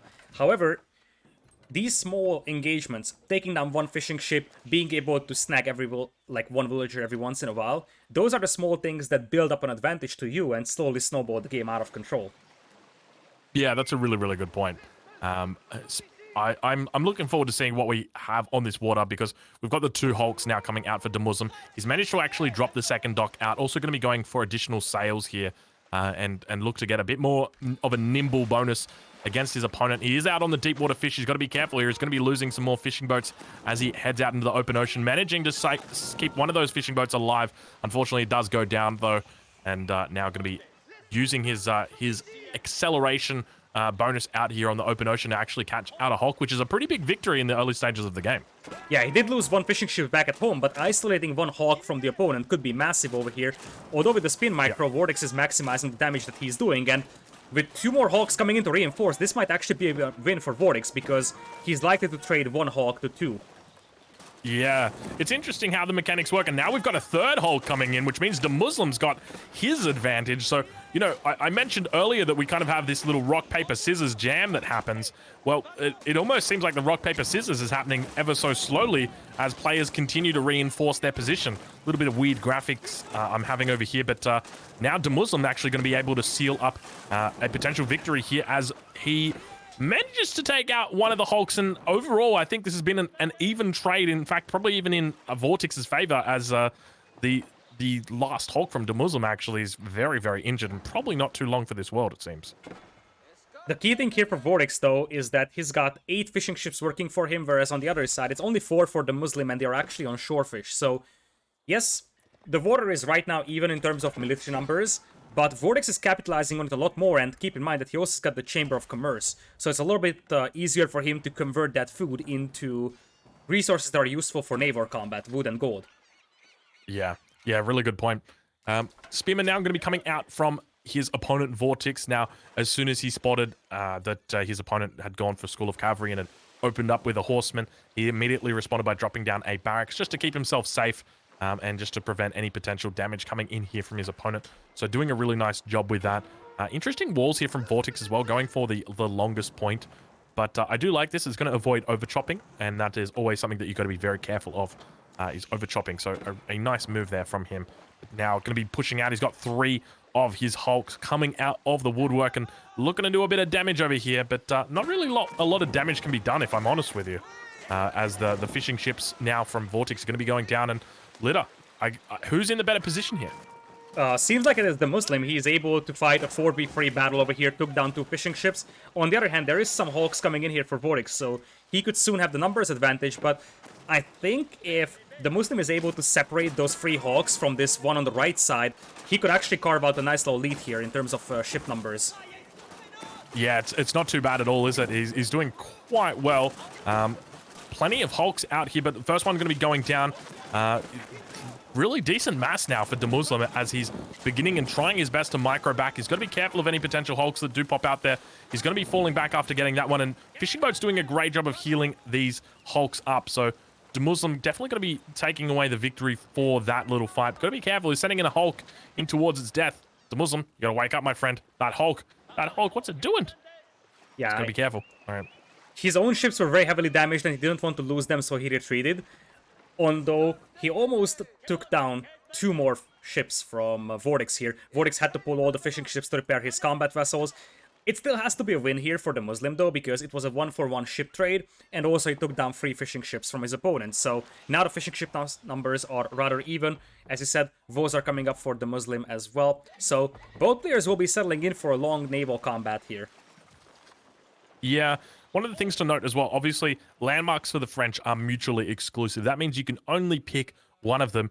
DeMuslim went up with the School of Cavalry, whereas Vortex went up with the Chamber of Commerce. In the event that he retains water control and is able to use the water throughout the game, he's going to be able to take advantage of the trade route out towards the water and look towards that trading post that's over on that little island with the sacred site as well, and begin trading there. And he's going to be getting a much greater return than what he normally would be getting as well. So it is one thing to be cognizant of in that if Vortex wins the water, he's much more likely to win the game than DeMuslim would be. Vortex is sending a couple of spearmen forward, but that's gonna be the saddest blob of spearmen ever. The Hawks will just smash them in the face. But, well, that was an attempt from Vortex. What I would love to see, by the way, and that's not something that we have seen so far, but considering how peaceful the water is, considering that it's sort of that status quo of neither of the players being able to push the other and both of them are just staying at home, is 1 or 2 trade ships from either side. Even though you don't have the water control, your opponent's navy is slow moving, and there's just nothing that prevents you from having 1 or 2 trade ships. And they return their value so fast that even if you lose them after 2 turns, nothing happens. But if you keep them around for more than 2 turns, the amount of resources they bring in could actually help a lot securing water. Yeah, that's a really good point. It's one of those things where it's just, you know, if you let it happen, it will really start building up, as you mentioned. Yeah, after about the second trade, it's when they really start to pay themselves off. But now, take a look at the mass that's beginning to build here for DeMuslim. He's sitting on 9 Hulks. Vortex, on the other hand, only on 8. Going to be getting his 9th Hulk out very shortly. But DeMuslim looking to put on a little bit of damage. Vortex's micro here. This is where it's going to make all the difference. DeMuslim getting off some pretty decent trades early on. We've got ourselves a little bit of spin micro happening. If anybody likes to spin to win, then this is the game for you, my friend. Fishing boats coming out, looking to do their best to screen, and it looks like DeMuslim's going to have to fall back here because those fishing boats are just providing a great little screen there. Plenty of Hulks still out for both players at this point, but obviously a lot of damage coming out on all of those Hulks. You can see just how many of these sails are flaming, and it looks like 2 of these Hulks are probably going to be going down here for DeMuslim. He's got to be careful as the much healthier Hulks of his opponent continue to pursue. Exactly. Vortex still has some Hulks intact, and nothing prevents him from just pursuing this navy. Taking down 1 or 2 more Hawks here before they get repaired would be massive. The Muslim is pulling the fishing ships here to repair. I'm not sure if Vortex can finish off 1 more Hawk here, but he's definitely going to attempt to do so. He's got 5 almost fully healthy Hawks over here to fight with. Yeah, he's in a really strong position here, managing to keep these Hulks alive and a lot more healthier than his opponent. But yeah, we'll be taking a look now as we enter the cinematic mode. And Vortex going to be pushing his opponent up against a rock and a hard place. But now it seems like Vortex is going to be the one getting pushed back as 2 Hulks pop out to reinforce immediately. Fishing boats on the back line going to be healing up these Hulks of his opponent. And DeMuslim definitely going to be pushing back his opponent now back towards his own side of the bay. Indeed. It was easier for the Muslim to reinforce that battle, but the same thing can be said of Vortex. The thing is that the Hawks take quite a lot of time to train. It's 45 seconds, so it is a water battle that swings back and forth every once in a while, depending on who has the next batch of Hawks already coming in. Yeah, that's exactly it. And now Vortex is going to be adding in a 3rd dock at this point. Now, keep in mind, a 3rd dock has already been added for his opponent, but needs to obviously keep up with production. And players really just sticking around in the 3rd age. There's a couple of different ways that you can play this matchup. Obviously, you can look to go to the castle age as well and potentially get those demo ships out. But obviously, Hulk Micro is one of those things where it just makes it so easy to counter effectively the demo ships of your opponent. Looking at the resource income per minute, let's talk about that a little bit. The Muslim with a much better gold income, but slightly lower wood income. When it comes to these mirror fights, it all comes down to that perfect eco balance, because you don't have an eco advantage over your opponent, so it really comes down to balancing your eco perfectly, making sure that you spend every single resource that you have in your bank, because if you start floating resources, you're in trouble, because if your opponent is just spending his resources perfectly, he's gonna have probably a bigger fleet than you do. Yeah, that's a really good point. It all comes down to that sort of efficiency, and we can see that the Muslims continue to add lumber camps through the tree line. He's actually added in 4. When we take a look at Vortex, he's done exactly the same thing. In fact, exhausting his entire initial starting wood line and now moving on to the second one. So both players really doing a great job of managing their economy in relation to that efficiency that you mentioned.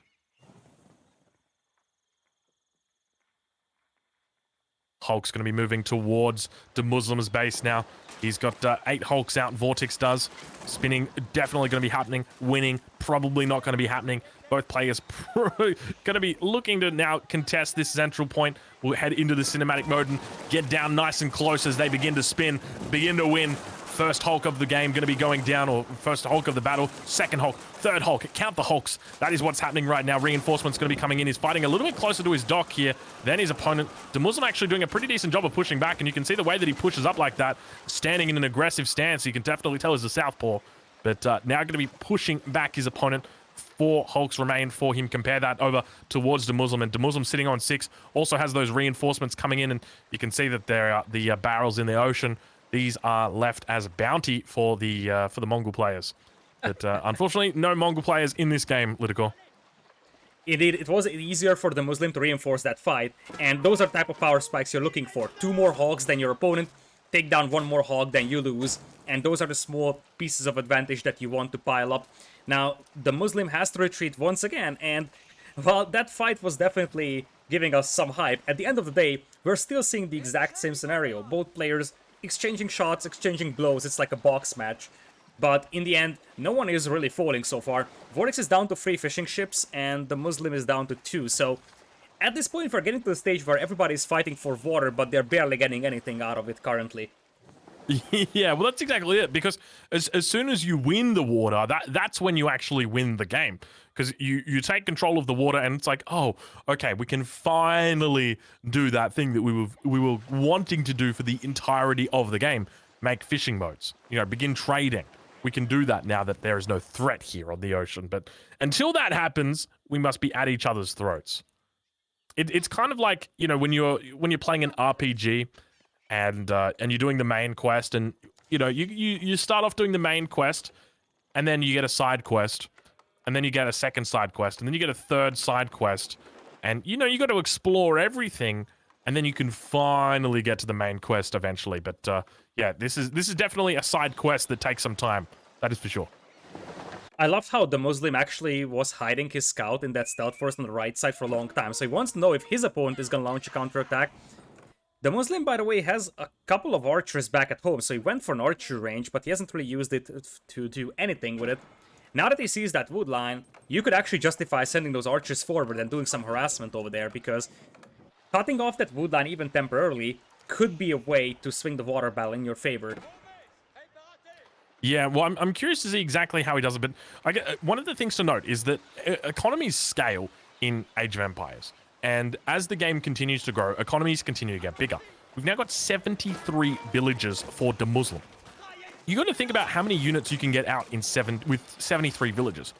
What I would love to see from the Muslim, or even from Vortex in this position, is just a whole bunch of forward villages coming down, placing down some production, and just going absolutely ham. Rams, spears, horsemen, all that good stuff would be absolute insanity right now, because, you know, you're not sitting at 21 villages anymore. You're sitting at 70, but now, speaking of villages, we got ourselves some spin to win, Lidicor. Big water battle in the middle. Numbers seem to be favoring the Muslim, and Vortex actually lost the dock, so reinforcing is going to be a little harder, and it looks like this is a decisive win for the Muslim here. Yeah, I'm spinning to win as well, Lidicor. Both players spinning to win, but yeah, the Muslim looking pretty good right now. I think the Muslim might have it. It seems his score is beginning to build significantly. His mass beginning to build, and he is outnumbering his opponent significantly. I think this is probably going to be a good game, at least at this point. as all of Vortix's ships have gone down. And good game does get called right there. So Vortix, unfortunately, did not spin enough. You guys know that when it comes to spinning, it is how you win. And unfortunately, his RPM just wasn't there. Oh boy. Well, the previous game was a little epic. This one was, let's just say, a little repetitive.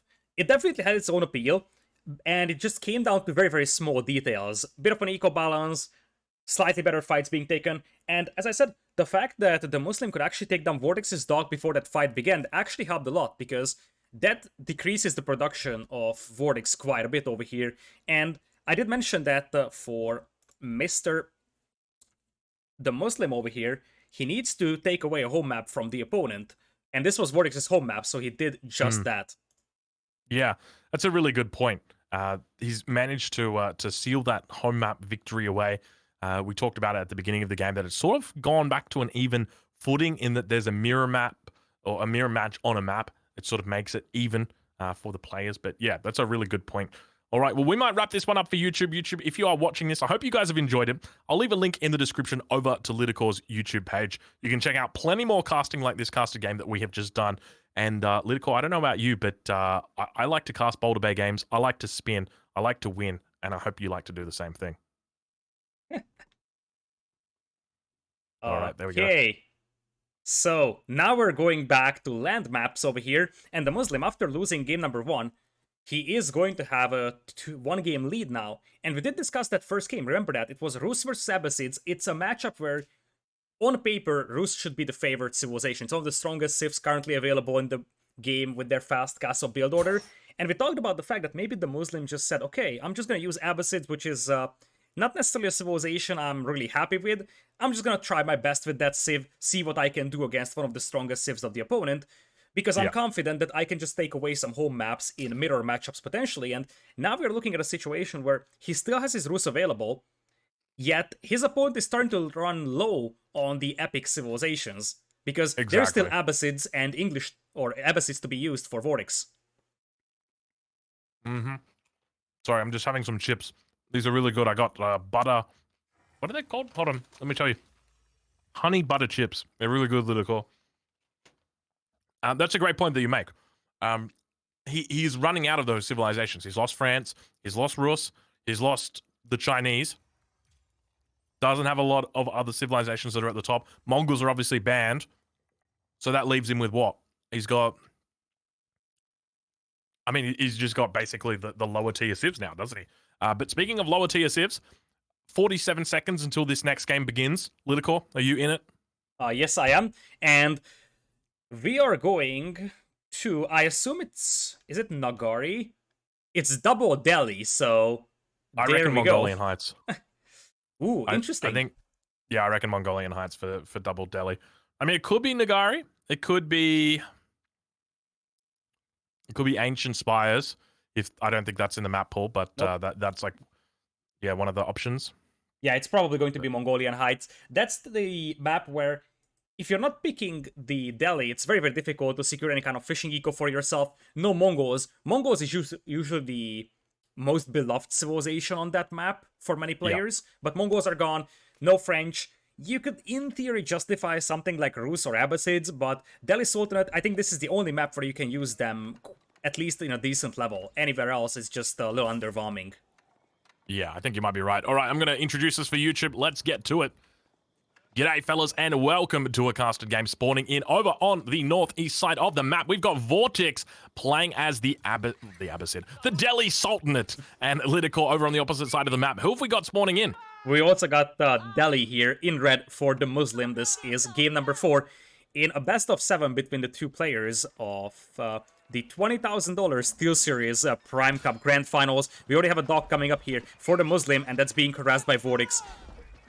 Yeah, he's going to be looking to get plenty of damage out here. You see the double scout opening here from Vortex. He's doing a great job of trying to deny this dock. He's got to be careful. You can see the way that he's doing the animation cancel in there. Going to be forcing back that scout from Muslim, and now going to be focusing down the villager. He's going to be trying his best getting that animation canceling, but it does look like the dock is going to be going up.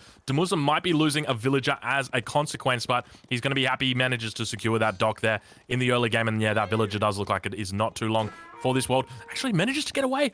Is there a dream? Is there a dream right now, Lidicor? He's going for it. Yeah, there it goes. There it goes, and he almost yoinked that scout as well, so that's a massive win here for Vortex. He actually sacrificed the villager to make that scout on his town center, but it paid off big time because he killed the villager, and now he's got 2 scouts running around, so unless the Muslim adds a scout himself, he's gonna have a tough time protecting this dog because, of course, you can use your fishing ships to shoot at those scouts, but they will just run in, throw a couple of torches, run out, heal up, and then do the same thing again. It's gonna take some time, but they will be annoying. The Muslim got to be careful now down towards the dock of his opponent. He's got his scout down here. 2 fishing boats. He spots them out. If these fishing boats get too close to the scout, they will obviously begin firing upon that scout and unfortunately will be taking its life. But we'll take a look over at Vortex, see exactly what he's up to. He's got a handful of villagers on food at the moment. 6 villagers on the wood line as well. Going to be continuing to pump out those fishing boats. We can see that he's actually force dropping his wood as well, which is the correct play when you are playing on a map like this and you want to try and get out those fishing boats as quickly as possible. But compare that over to Muslim. He's got 7 villagers here that are on wood and 4 villagers on food. Now going to begin transitioning over towards the gold and looking to get up to that second age. Speaking of gold mine, that is a spectacular gold mine for the Muslim. Right at the back of the base, it's a little open from the sides, but it is well covered by the town center. His second small gold mine is kind of a disaster though, it's quite a bit on the front. But compare those gold spawns to Vortex. Both of his golds are very much exposed here, far away from the town center and on the front. Yeah, this is a tough spawn here for Vortex, but I mean, when it comes to Vortex's spawn, he's got a very safe wood line at the back, though, so that's always something that's nice, so that he can fall back from that position.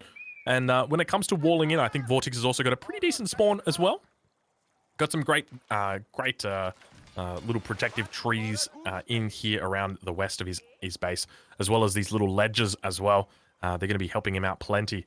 But obviously, walls are probably not too much of a consideration on this map, with the exception of the crossings. Obviously, there's 3 crossings, and players love to wall those up.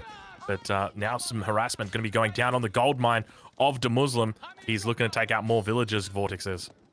Absolutely. And remember that Vortex invested into that second scout. He already killed 1 villager, but he surrenders 1 villager when he's making that scout himself. So he wants to get something more for those scouts, and being able to cut off your opponent from gold is a massive value because you delay their feudal age, you delay their addition of combat ships, and that's exactly what we're seeing here from Vortex. Yeah, a pretty smart decision here. I'm curious to see what we're going to be spotting out as the transition period begins, whether we're going to be seeing players move towards potential outposts.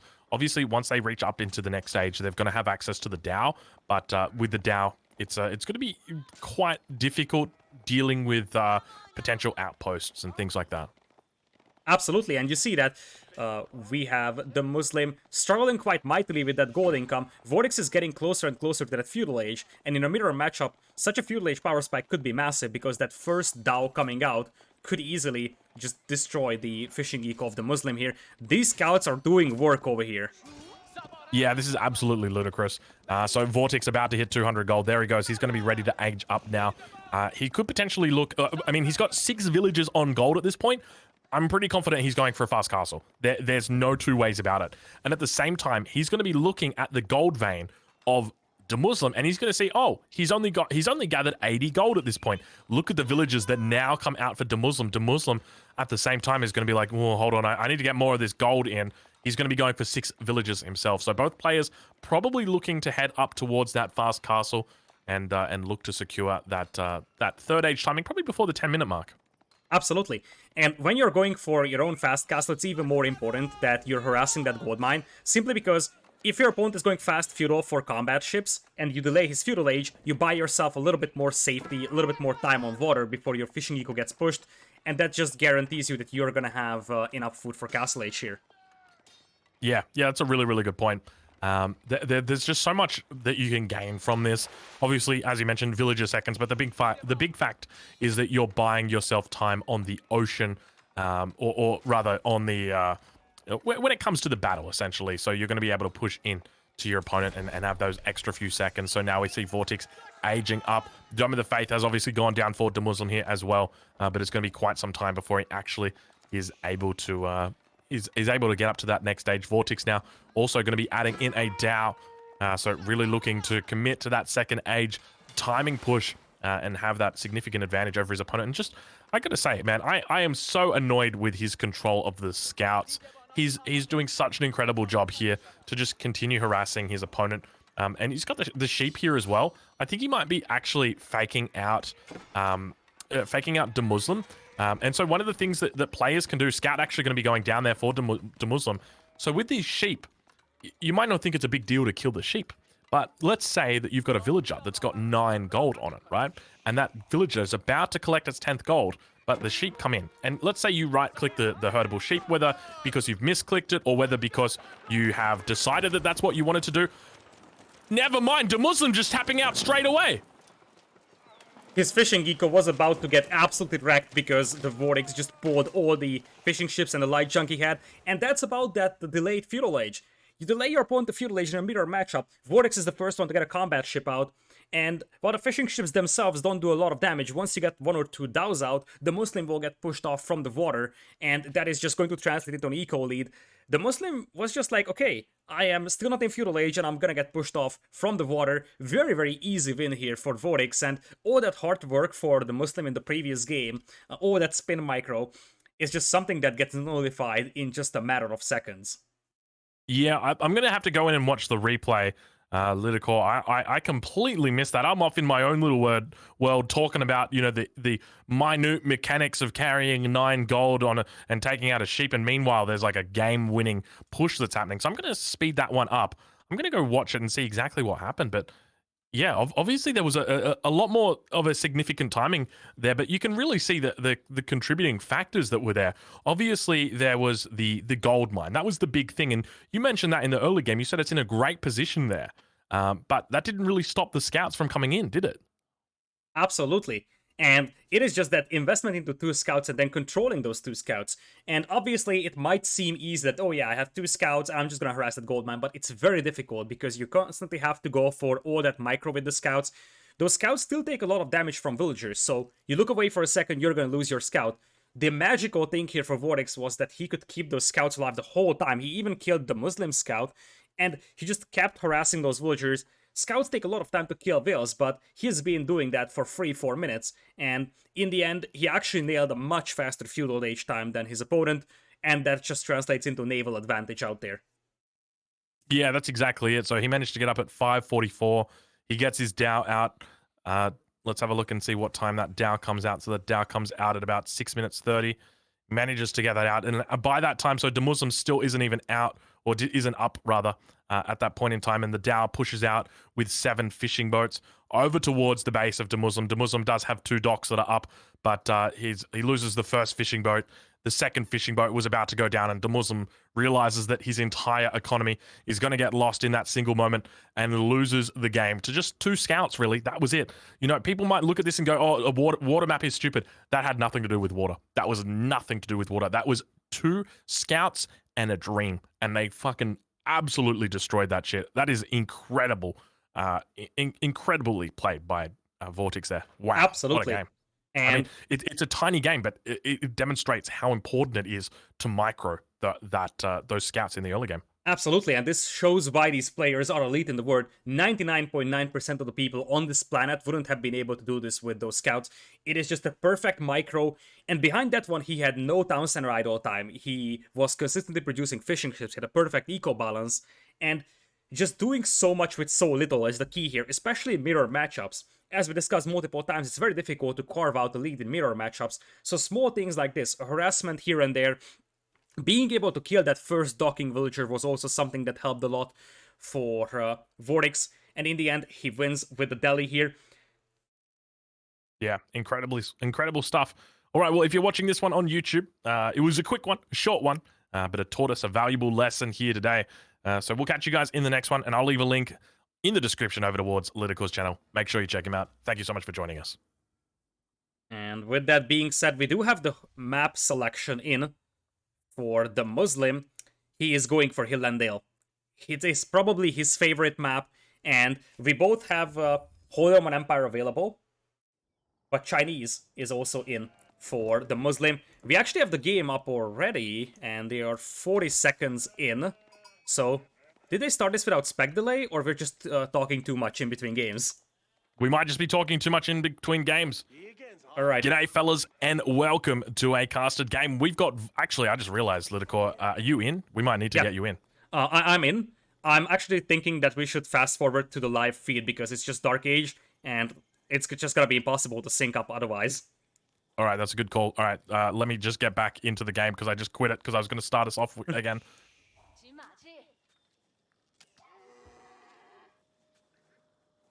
All right, don't worry. We're getting there. We're getting there. All right, so you want to fast forward through? Let's do it. Yep. All right, I'm going fast. You got to go fast.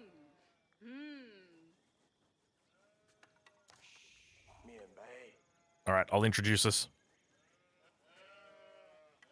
Yeah, it's only 10 seconds.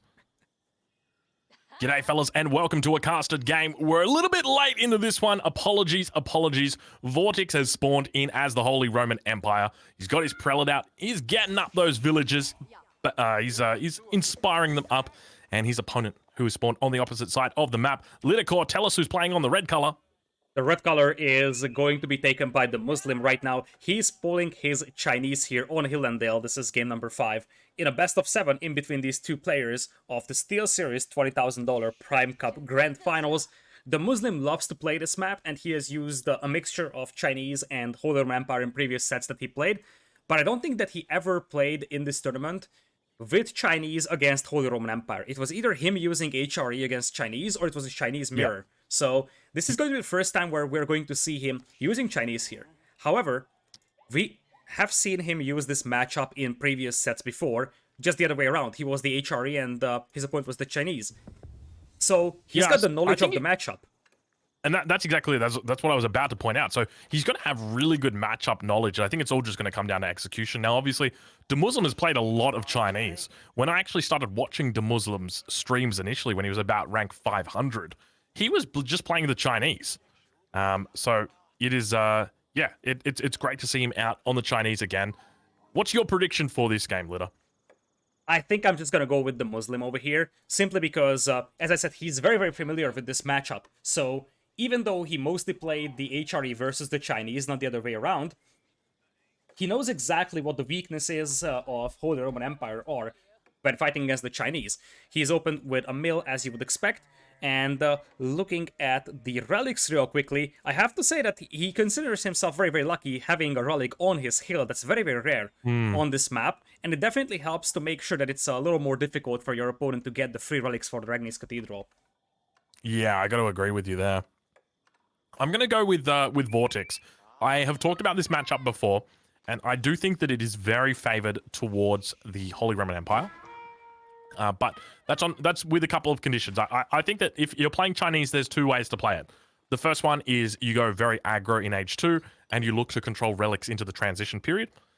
The second option is that you go for a big boy boom. And I'm talking big. I'm talking like 3 town center big, double dynasty, that sort of stuff. So DeMuslim already going to be starting out by jumping on stone. So we can see he's got 6 villages out on stone already. He's going to be looking to get that second town center up quick smart, it seems.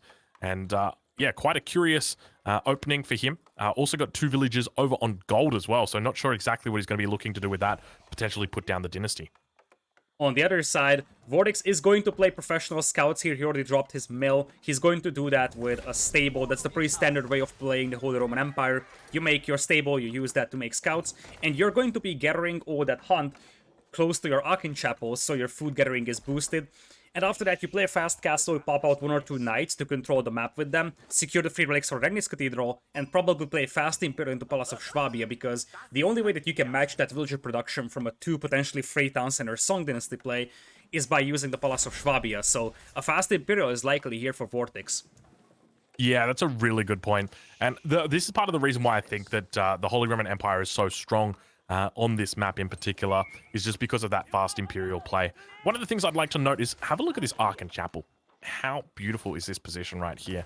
Nice and close to the town center, covers the gold mine, almost covers the second gold mine as well, but not quite.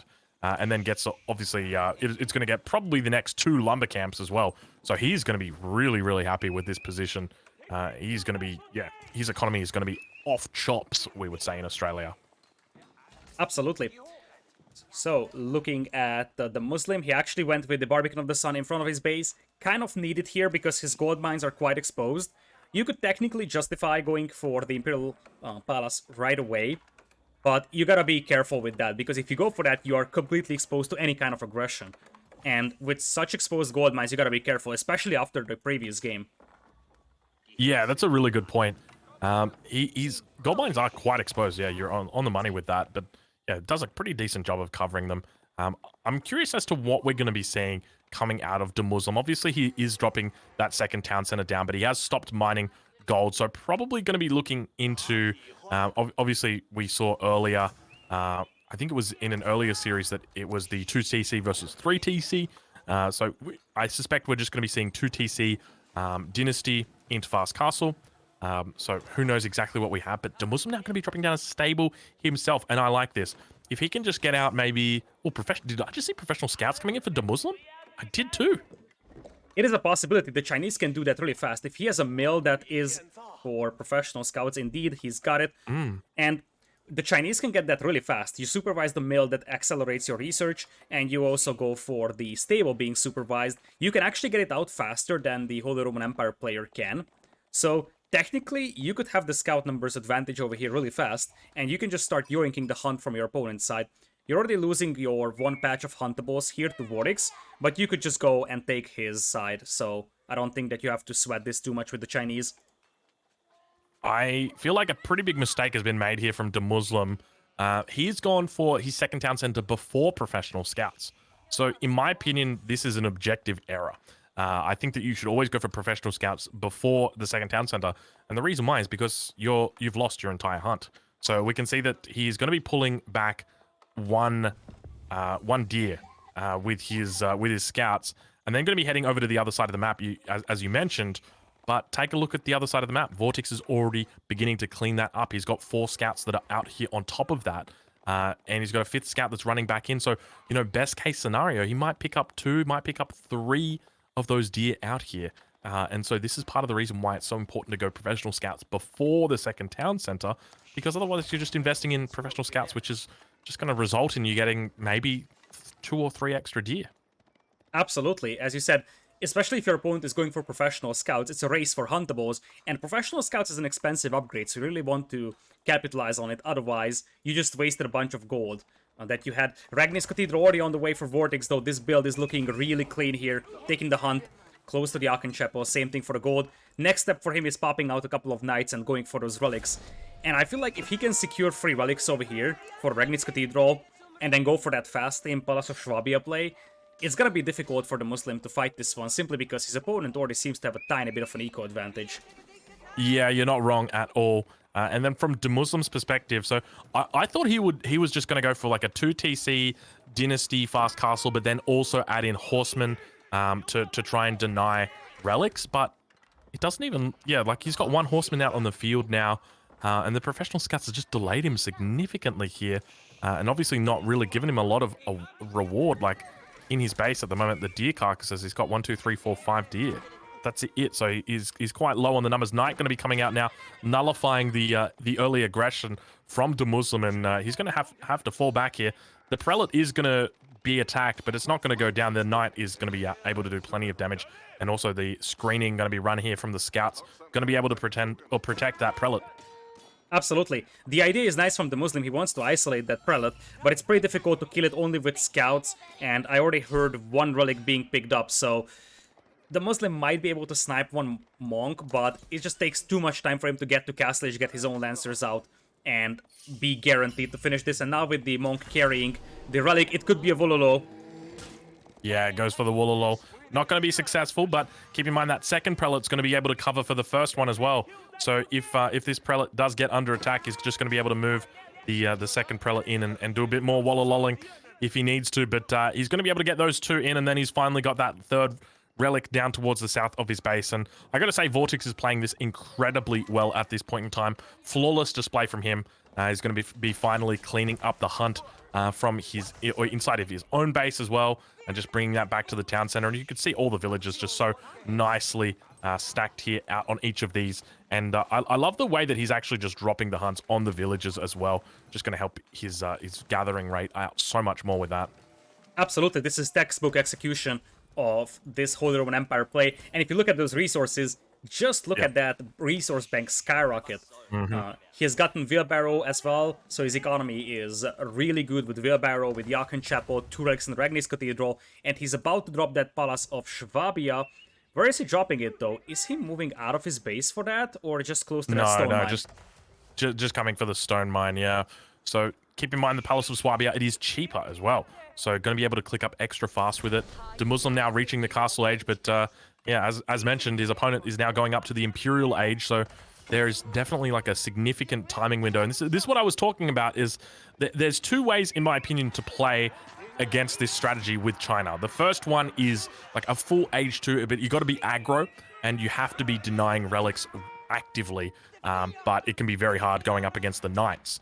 And then the second way is to wall up like the Muslim has done, but you have to do a big boy boom. You cannot mess around. You cannot skimp on this because you're going to be going up against the Palace of Swabia, which, you know, as you mentioned, it's one of the best landmarks in the game, and you know, it really just creates so much power for Vortex, and he's now going to be picking up his third relic here.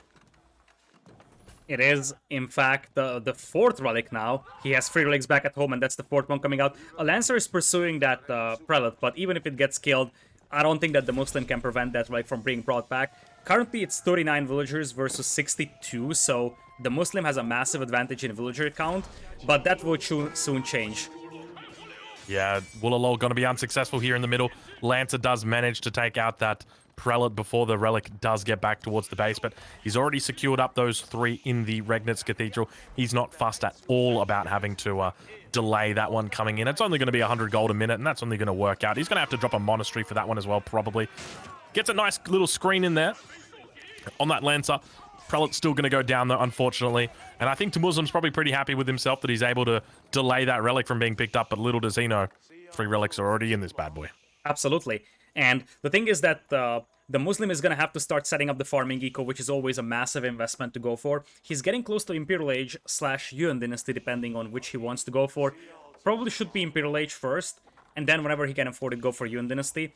But at this point, his opponent is just going for the Villager Printer. If you look at the ecos right now, pretty much comparable resource income for the 2 players. I would dare say that Vortex is even leading, despite the fact that he only has 54 villas as opposed to 71. Yeah, I would definitely agree with that. He's got double the gold income at the moment, 1,300 to 666. So it definitely looks like the Muslim getting a bit of help from the devil there. But the Muslim now going to be getting in those upgrades. Specialized pick, horticulture coming in. We'll take a look at the other upgrades that he's got. No double broadaxe coming in yet. That's one of Viper's favorite upgrades. So we'll have to see whether he looks to land a hand there from the snake anytime soon. But now going to be dropping down a monastery at the front of Vortex's base. He's going to be looking to secure up that 4th relic. Not going to be able to get his hands on that 5th one, though, unfortunately. That relic is tucked nice and safely away behind the walls of his opponent. Indeed, we already have barracks coming out here with men-at-arms on the way. Already in with the 200 weapons and the maces upgrade. No blacksmith upgrades just yet coming in, including the unique marching drills upgrade. So sometime still until Vortex can start popping out those men-at-arms with full upgrades. Also would be nice to see a university from him for the elite infantry tactics upgrade. Something that we're not seeing just yet. Yeah, I'm curious to know exactly what kind of siege we're going to have coming out here. So if you weren't paying attention, there's 2 siege workshops now getting dropped down for Vortex in the base. I'm suspecting it's probably going to be bombards. I reckon he's just going to be knocking on the front door with the bombards. That's exactly what we are going to be seeing. So bombards going to be coming out. They're rallied towards the middle of the map. Beautiful composition already coming out here for Vortex as well. He's got those elite men-at-arms. He's got the knights out, and the bombard's going to be rounding out that composition very well. And it's going to be so hard for his opponent to actually deal with this because the Muslim isn't going to have much time to react to this. Once this bombard starts knocking on the door, it's going to be able to take out the Nesta Bees very easily. As I mentioned previously, ideally what you want to be doing is pulling villages with that bombard just so that it can hold against any potential threat of, say, you know, villager pools or anything like that. It's able to sort of heal up through that. But Nesta Bee is going to be sitting out behind the walls.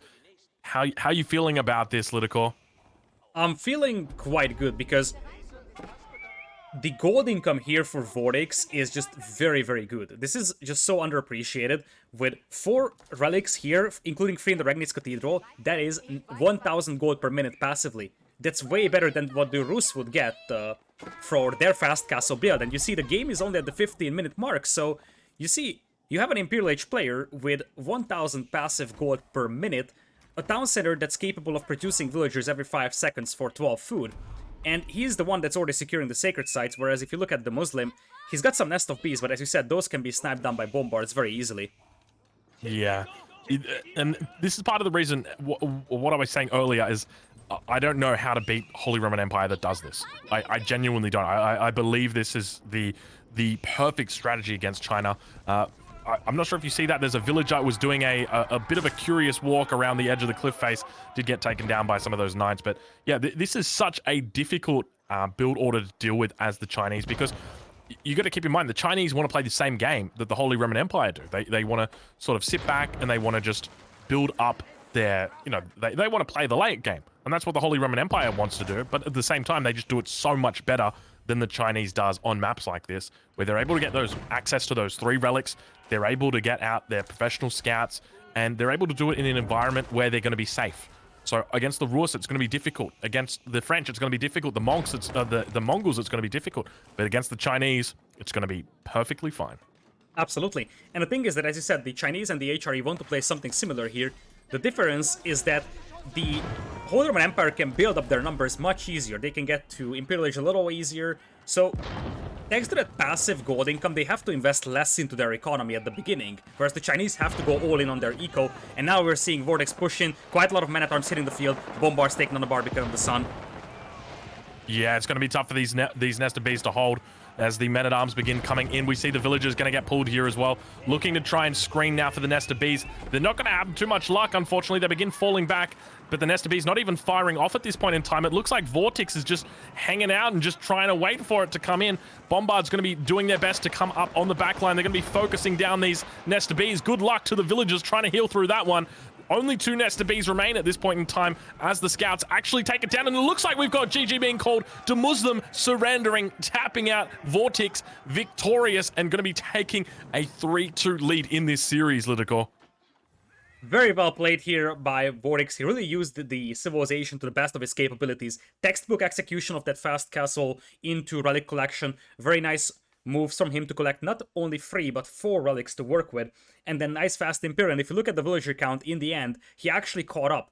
And if you look at the overall economies, Vortex actually has 1,000, actually it's not 1,000, just 300 more food, 500 more food, but 6,000 more gold. We are talking about a player that was behind in terms of villagers in every single moment of this game. That's the power of the HRE. You have a lower villager count, but you will be able to make up for it quite fast, and your passive gold income compensates for your lack of eco mid-game, so you have a very nice Imperial Age timing. Just for reference, his Imp timing was just a minute later than his opponent's Castle Age timing. So he's gonna have the best artillery available in the game very early. So he doesn't have to mess around with trebuchets and Castle Age, he can just go bombards right away. And he's gonna have all the Imperial Age upgrades in, and behind that, even though his villager count is very, very low, his passive resource income is huge.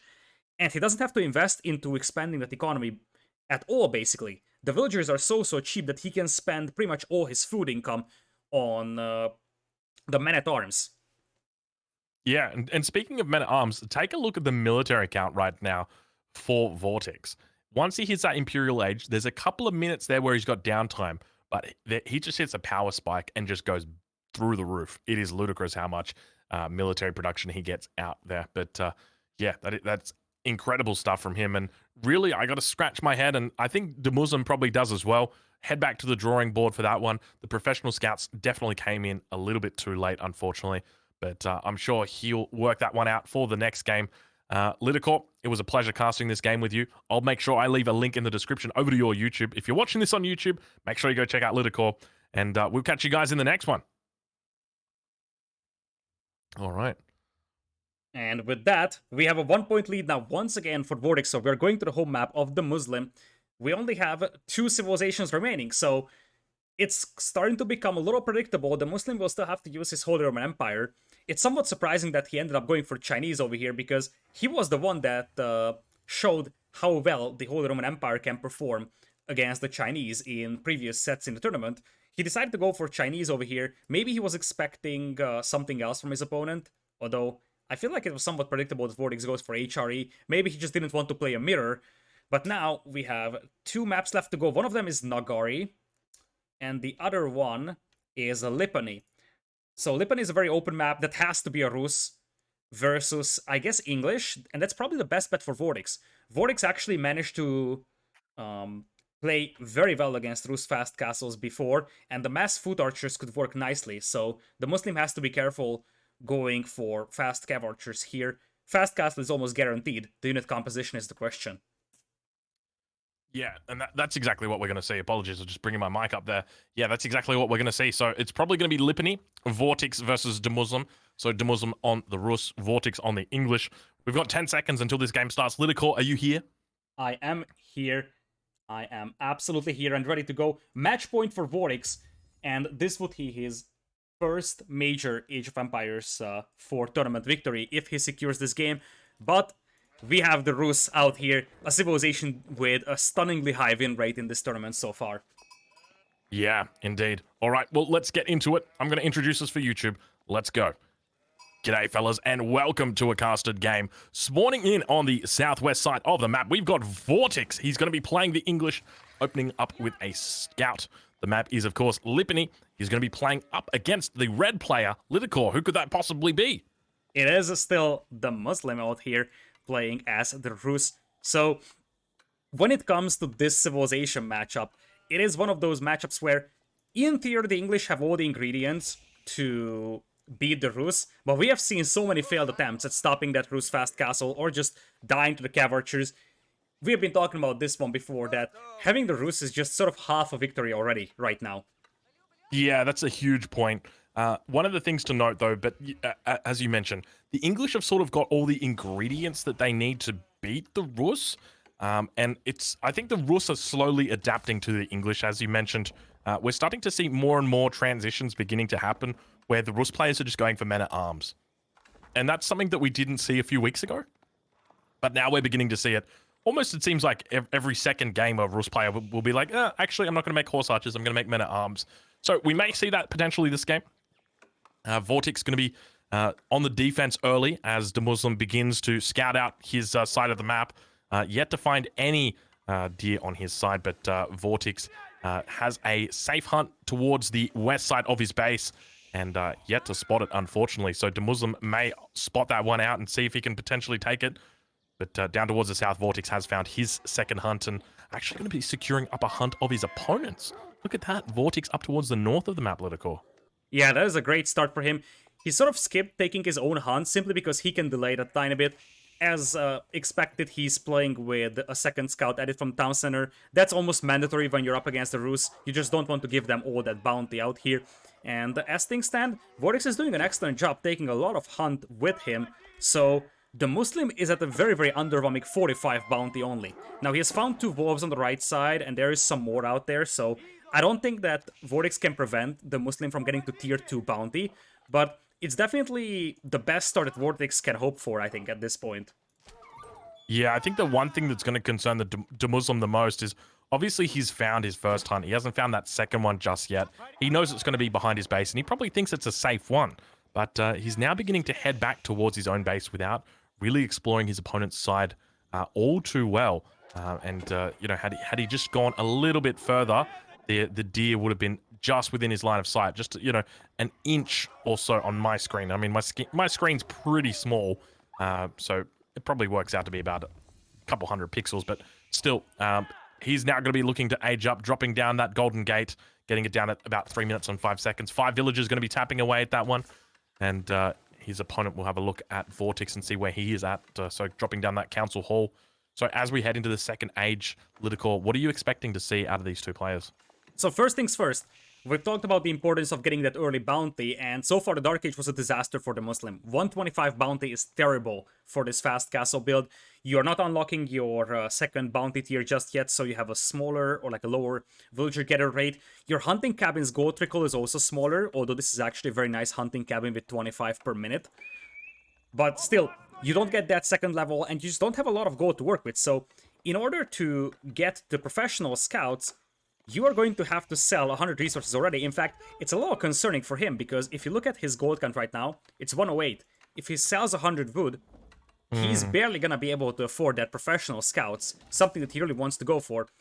The good news for the Muslim is that his base is rather well defendable. So his town center is in front of his wood line. One defensive tower would prevent the longbows from pushing deeper into this one. So the map-wise, I think the Muslim is fine, but everything else, that low bounty is hurting him really badly here. Yeah, he's going to need to kill these sheep. He just brought back 3 sheep.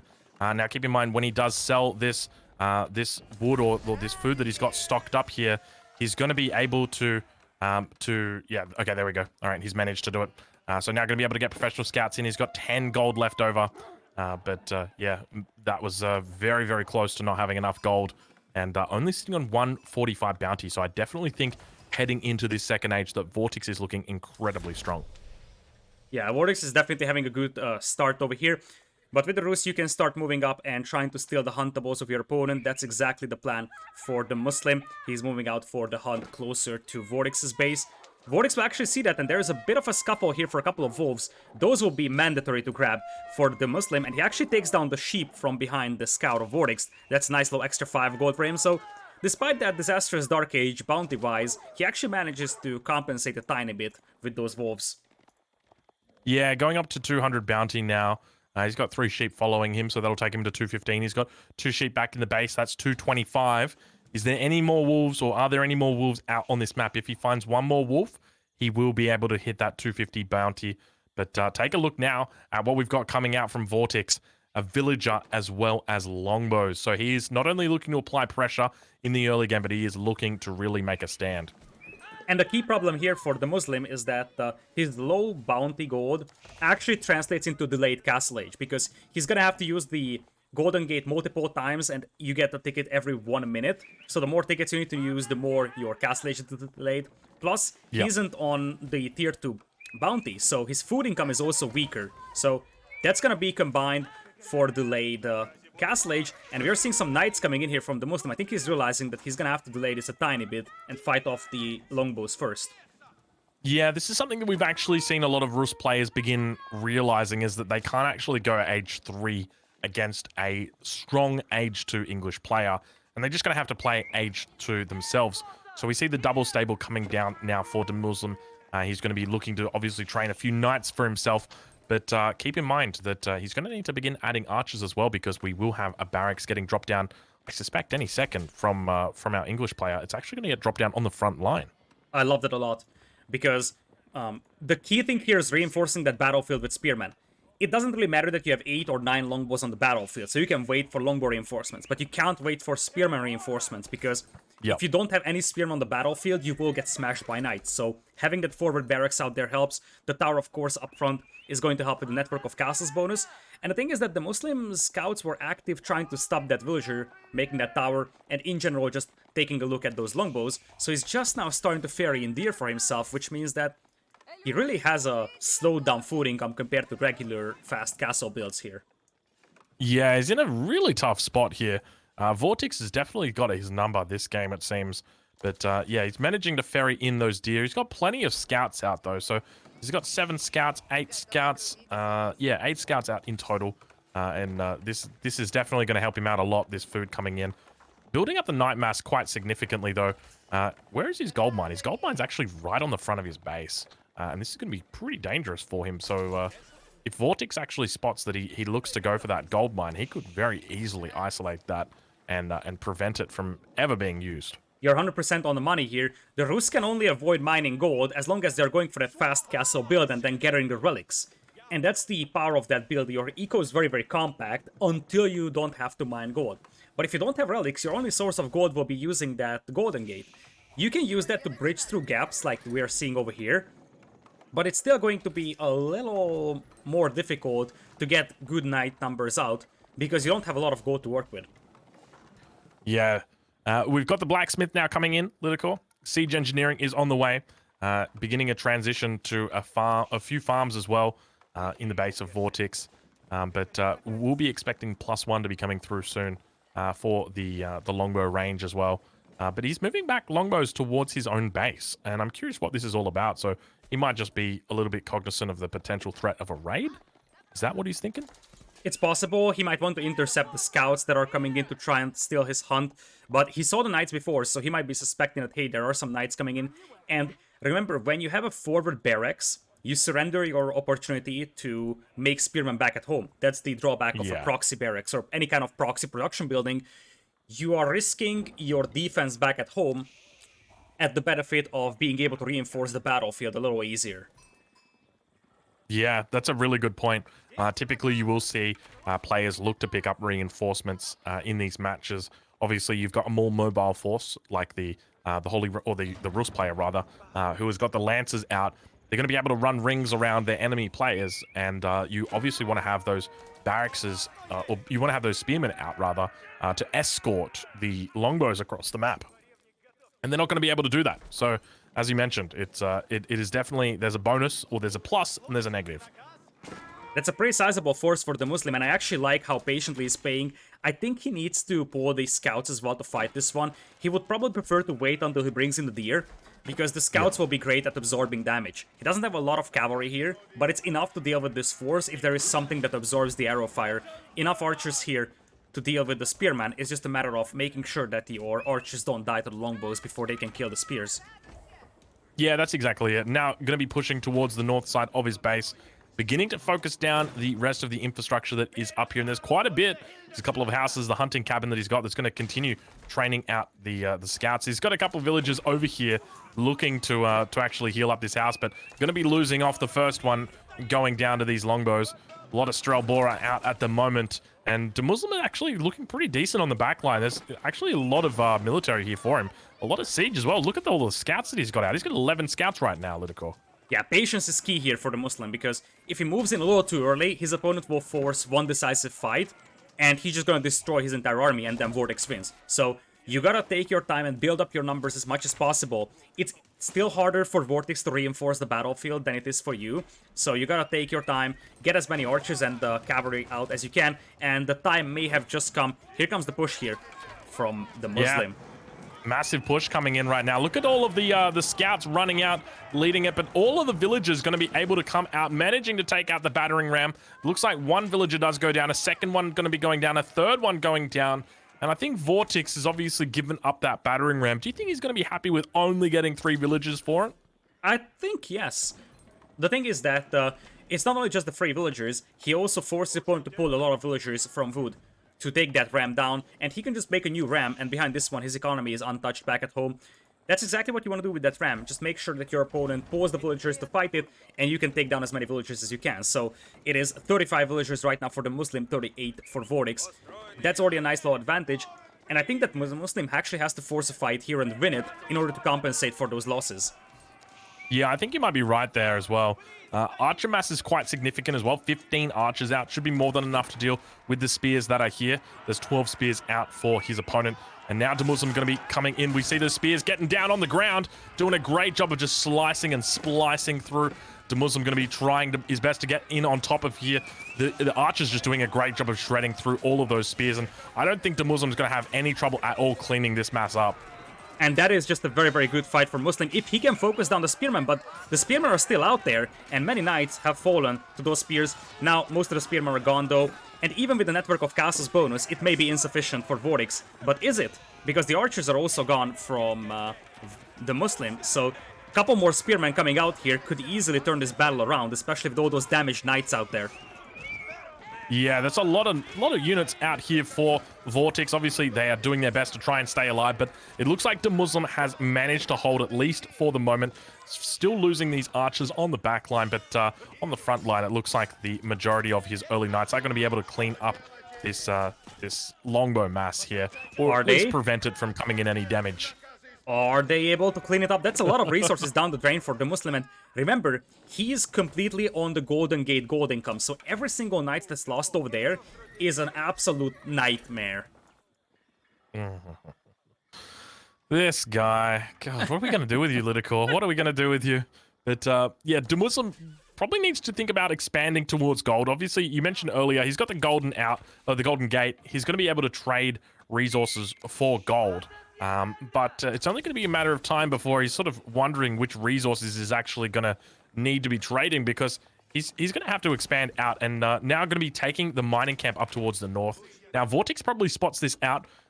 Vortex did actually have a scout up here towards the north, and units were moving up for the Muslim, but Vortex moved the scout back. So Vortex is well aware of that, and now we see 2 battering rams coming out for Vortex here. So he's going to be cleaning this one up. Mining camp has obviously gone down up towards this position, and if this does go down, Vortex is probably going to be in a pretty decent spot.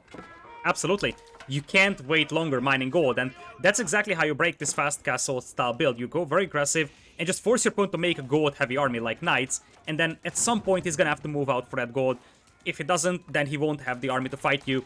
And it would be a little, heartbreaking for the Muslim to lose against the English here with the Rus, because he's one of the best English players out there, so he knows exactly the power of this civilization, and now Vortex is showing that he can handle English really well as well. Yeah, and he's done a great job so far. Still beginning to build up that villager lead. He's on about 2 villager lead at the moment. So obviously he's taken out quite a few villagers throughout the game, but the Rus player has managed to scrounge a few back. Going to find another villager underneath the town center. A bit of a push coming in through here at the north. Good job from the Muslim there, not charging in on the spears that time. Gets a great charge in on these longbows, and going to continue pushing back his opponent now. The battering ram's actually going to be going down, it looks like. Vortex going to be in a bit of a tough spot. Those longbows trying to fire off on the archers of their opponent, but unfortunately it looks like Vortex might be in a bit of a difficult spot here, Lidicor. It could be a problem. It could be a problem over here because those longbows are being eaten alive by those knights. Spearmen slowly getting focused down, and I guess this is as good as it gets here for the Muslim. He can't hope for more than this from this fight. Yeah, this is incredibly good for him. He's got the significant knight numbers here as well. I think he's going to clean this one up. And where does Vortex go from here? Like, sure, he loses this fight, but does that mean the game is over for him? Is he still going to be able to carry on throughout the game? I feel like you gotta try, because your opponent also took some damage, but it's gonna be extremely difficult, especially because that barracks now is gonna be pretty much useless. You can't really use it to defend your own base with it. Yeah, and one of the other things to note is, obviously, as an English player, you want to keep your farms under your town center, but when you go and put them on a mill that's 16 metric tons... Oh my, look at all the villages that are going to be going down. Vortex realizes all the villages are going to go down here on this northern berry farm, and it looks like the match has been finished. Good game. We are going to a final game between these two players. Game number 7. These StarCraft 2 pros are absolutely neck and neck with each other, Lidicor. Absolutely, the insta GG on the knights jumping on those berries. And once again, I've been praising the patience of the Muslim for a long time in this game. He was very, very patient. He knew exactly that if he just sends out 3 knights, he's going to die. He needs a big mass of cavalry, force a decisive engagement. And he did just that. The first battle was sort of 50-50 because he destroyed a lot of army from his opponent, but he also lost a lot of his knights. He ran into a braced spearman at the beginning, and then he was a little too slow killing the other spears, so he lost considerable numbers if you look at the timeline. In fact, his losses were much more considerable than his opponent's losses. But then the second push, once again, he played it patiently, sort of allowed his opponent a little deeper into his base, and the moment he popped out his army, he was confident that he can take that fight. And the thing is that at that point, Vortex has to retreat, so all the rams will be just left there for the villagers to kill. So rams go down, pretty big investment disappearing. And from that point on, that forward barracks was useless. So it would have been very, very difficult to defend that eco, especially because Vortex's game plan here was that he's the aggressor. So it really doesn't matter that he's dropping mills all around the map that are exposed, because he will force his opponent to defend, so those won't be raided. But the moment his push stalls out, those mills will be raidable, and that's exactly what we saw. Yeah, and that was exactly it. It was, as soon as that fight was lost, he has to give up map control. And he's already made the commitment to not giving up map control, and so as soon as he loses the fight, he loses the game. So, incredible stuff from him. And I think it all really came down to, like that final fight. He just had a significant mass there. And I really feel like Muslim probably could have ended the game a lot sooner as well. Obviously, we saw those spear brace, and the knights just ran straight into them.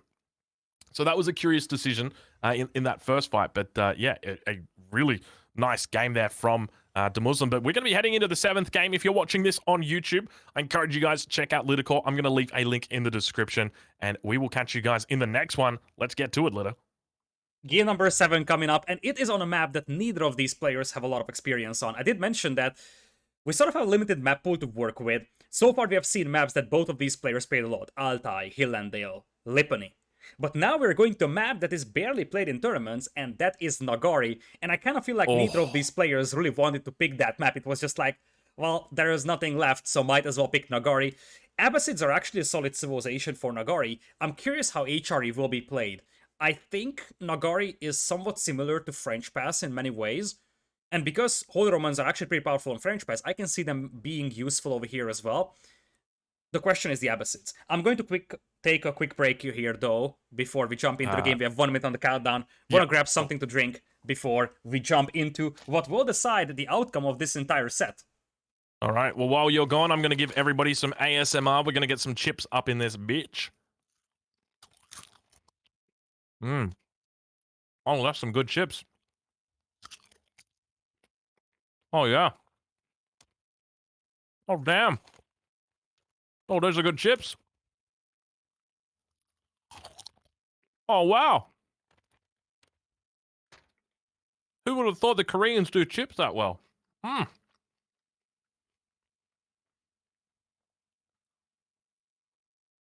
those Korean chips? You better believe they're Korean chips, ladies and gentlemen. It's the honey butter chip right there. All right, we got 10 seconds left, ladies and gentlemen. We're going to dive into this. This is game number 7. I'll be taking you guys in. I was going to get a swag of juice, but I don't even think I'm going to be doing that. All right. Here we go. G'day, fellas, and welcome to a casted game. Spawning in over on the west side of the map, we've got Vortex, going to be playing the Abbasid Dynasty. His opponent who spawns on the opposite side of the map, we have got Muslim, and he's going to be playing the Holy Roman Empire. The map, of course, is Nagari, and this is match number 7 between these two players. We are in the grand final here of the SteelSeries Prime Cup for $20,000. Lidicor, how you doing? That's good. Lidicor is going to be casting this game with me. He's gone for a quick break. I'll be entertaining you guys until he comes back. But Lidicor, great to have you here. Doc going to be going down in the middle of the map for Vortex. No surprise here. And let's talk about something. Okay, I want to give you guys just a little bit of insight as to who's going to be winning this game already. Rather not. Oh my! I would rather not listen to that. Welcome back, everybody. Hey, Lidicor, how's it going, man? Look, while you were gone, there was lots of things that happened. Oh no, we got a donation. There could be a potential donation. Oh my lord, Vortex, so close to donating over a scout as well as 6 sheep to the Muslim. That would have been a disaster. Not only are you losing 6 sheep at the beginning, which is obviously not necessarily the end of the world because you still have the fishing eco, but you don't want to give 6 sheep to your opponent, but also losing that scout and losing your information source is massive. Different approaches here. I'm fairly certain that you introduced that from the 2 players. The Muslim actually goes for the dock on the corner, and Vortex is going for the one in the middle. Yeah, this is really curious. So, for anybody unfamiliar with the way that these civs match up, at least on the water, the Holy Roman Empire destroyed the Abbasid dynasty, at least in my experience. I don't know about you, Lidicor, but it's never a good time to be playing the Abbasid into the Holy Roman Empire on this map. But one of the things to note is look at all the deep-sea fish he's got back here for Vortex. He's got 4 deep-sea fish. He's got how much shoreline fish? We've got 1, 2, 3, 4, 5, 6 shoreline fish here. He's got a total of 14,000 food in his safe pond. This is ridiculous. Absolutely, and that deep fish helps so much. I actually was thinking about how the Holy Roman Empire should play this one, and I did mention that I think this map is somewhat similar to French Pass in how you want to play it with the Holy Roman Empire. You sort of want to do a lot of rolling, slow-paced game and just focus the combat on one side or so. And because of that, you probably want to focus on your own pond when it comes to fishing, and it helps a lot that you have so much food to work with in those ponds. Yeah, this is absolutely incredible. I can't believe that there is that much food back here. So, look, if there's one sort of like, don't get me wrong, I'm an Age of Empires fan. I have been I've been playing since, if I'm honest with you, Lidacor, I got it out of a cereal box, Age of Empires 1 back in the day. Yeah, about 15 years. But like the fact that the Muslim can spawn with 4 deep water fish back here, and then his opponent only gets 1 deep water fish, it's kind of wild. But yeah, It is anyway. kind of wild. Yes. So one of the things to note is that the Muslim hasn't gone for the middle here, when he definitely could have. And he's got a great spawn for it as well. So have a look at his opponent's shoreline compared to his. His opponent's shoreline only gives him space for a second dock, potentially. I don't think he's going to be able to get a third dock in there. In fact, I would be surprised if he could actually get a second dock in there. And that's going to be really difficult for him if he was to go up against Holy Roman Empire galleys, because they're obviously going to be incredibly strong, and you need to outnumber them. Second scout came out here for Vortex trying to burn that dog down. Second scout was forced from the Muslim to do the same. But this is where we have to highlight that both players are fishing, but we do have a prelate boosting the economy of the Muslims. So it's much easier for him to afford the fishing ships with that boosted lumberjacking, which, by the way, looks really good. Look at that. That prelate is boosting both the food villagers and the wood villagers. And soon with that Aachen Chapel, it's going to affect the gold as well. So it is a very, very strong land economy over here for the Muslim right now, supported by fish. Whereas on the other side, you do have some fish for Vortex, but his land economy isn't spectacular in Dark Age with the Abbasids without berries. Yeah, that's a really good point. Now, one thing I do want to talk about is often, you know, you might see, if you've ever tuned into one of my streams, you would know that I love to get paint out. And I often explain to people how strong Professional Scouts is, because you've got 7 deer that are in a hunt, and each deer has got 350 resources in it. That's a total of 2,450 food. And when you take those 2 patches of deer for yourself, that's 5,000 food. And when you steal them off your opponent, that gives you a total of 10,000 food. And typically that's what's going to be powering up the Holy Roman Empire in the early game, because they love to go for that Professional Scouts.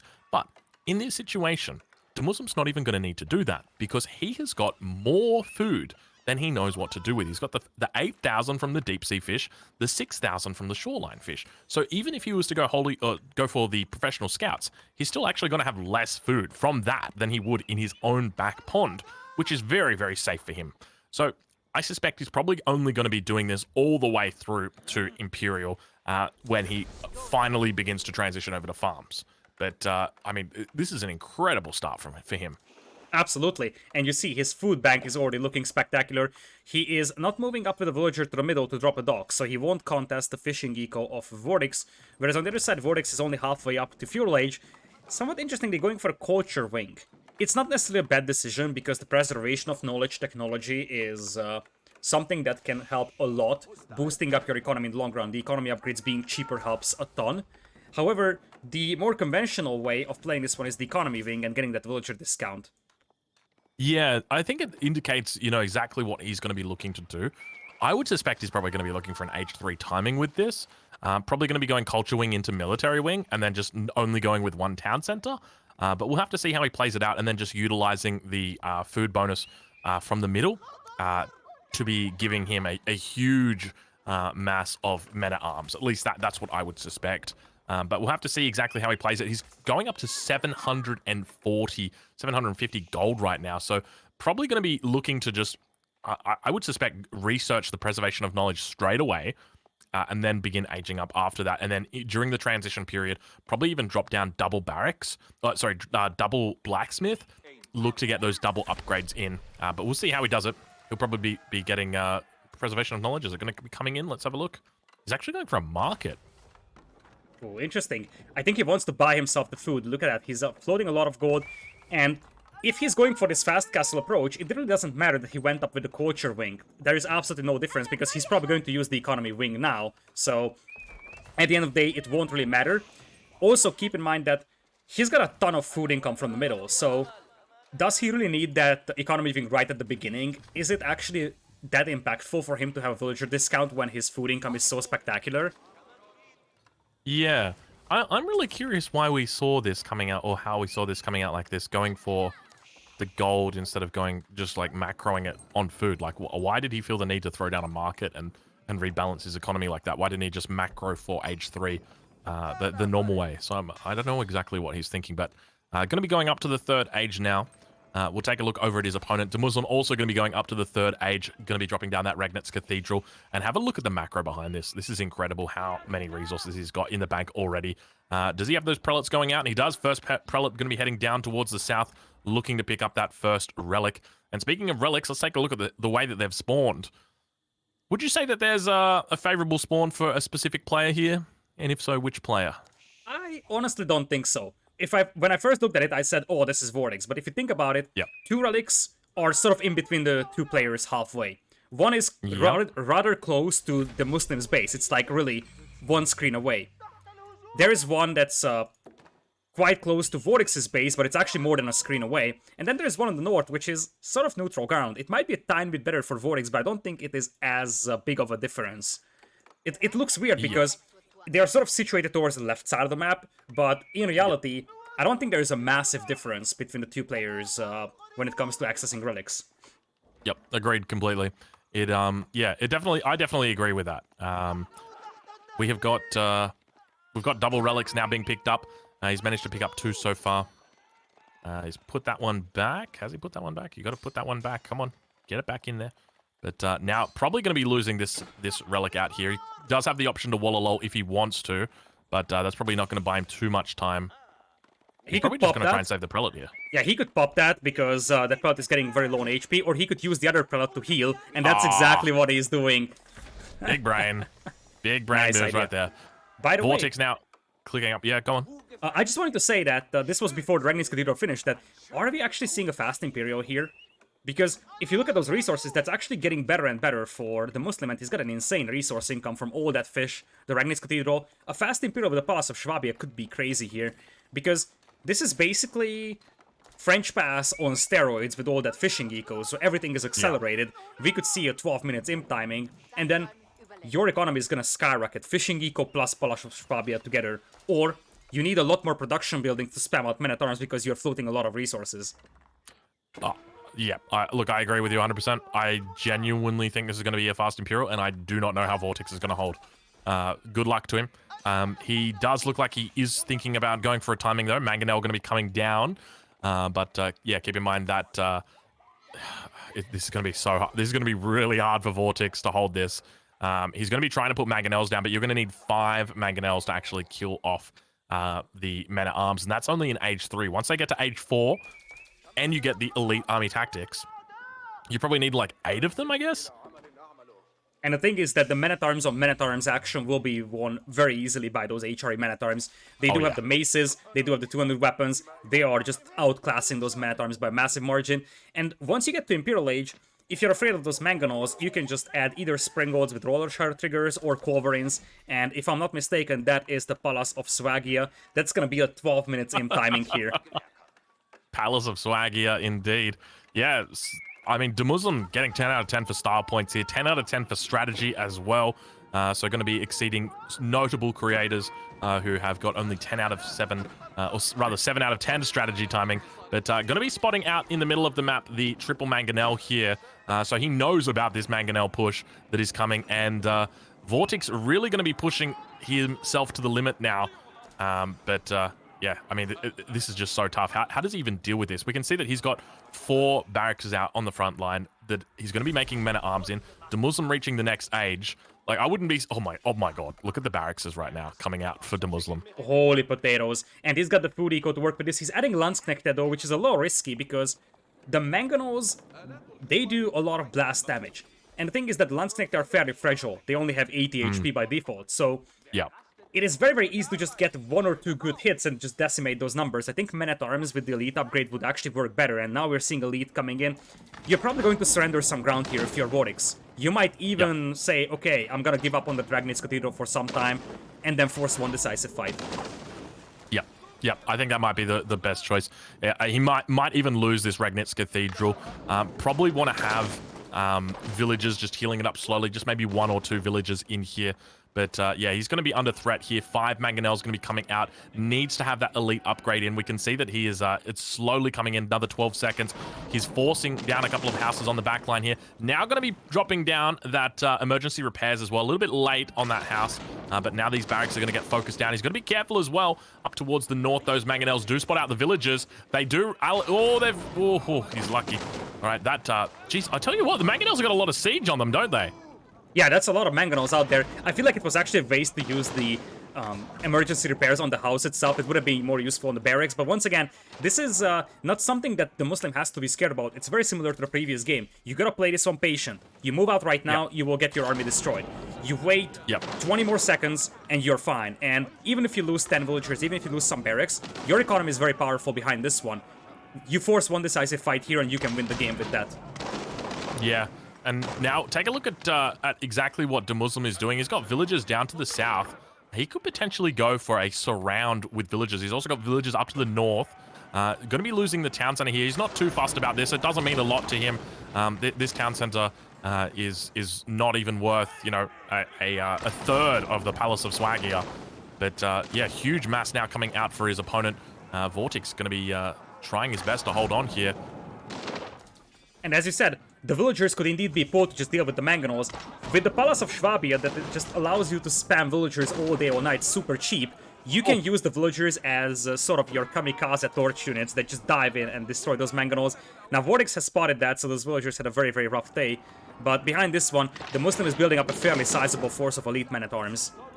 Yeah, this is getting big. Now, do note, he does not have the upgrades yet for the health points. So I think he will actually still get one shot by the... by the mass of oh, actually, I take it back. He does now have elite, he does have that upgrade, so 216 health points. I think it's going to be 7 mangonel shots that need to kill that. He does actually have the 7 mangonel shots in here, so this could be potentially huge. All right, the surround looks like it's going to be coming down up towards the north. Villagers going to be doing their best.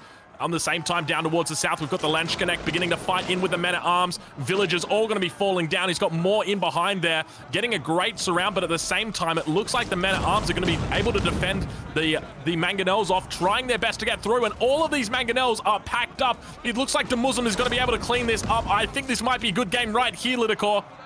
Oh, he's losing a lot, though. A lot of villagers went down over here. I'm really unsure, because this wasn't an ideal fight for the Muslim. At the end of the day, Vortex is at 58 villagers, and the Muslim is only at 35. Obviously, the Palace of Swabia allows you to rebuild them really fast, but I'm not sure if this was a good enough fight here for the Muslim. Could have been better, I think.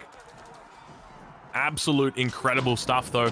Managing to hold on. We'll take a look at the villager count. 36 villagers at the moment for the Muslim.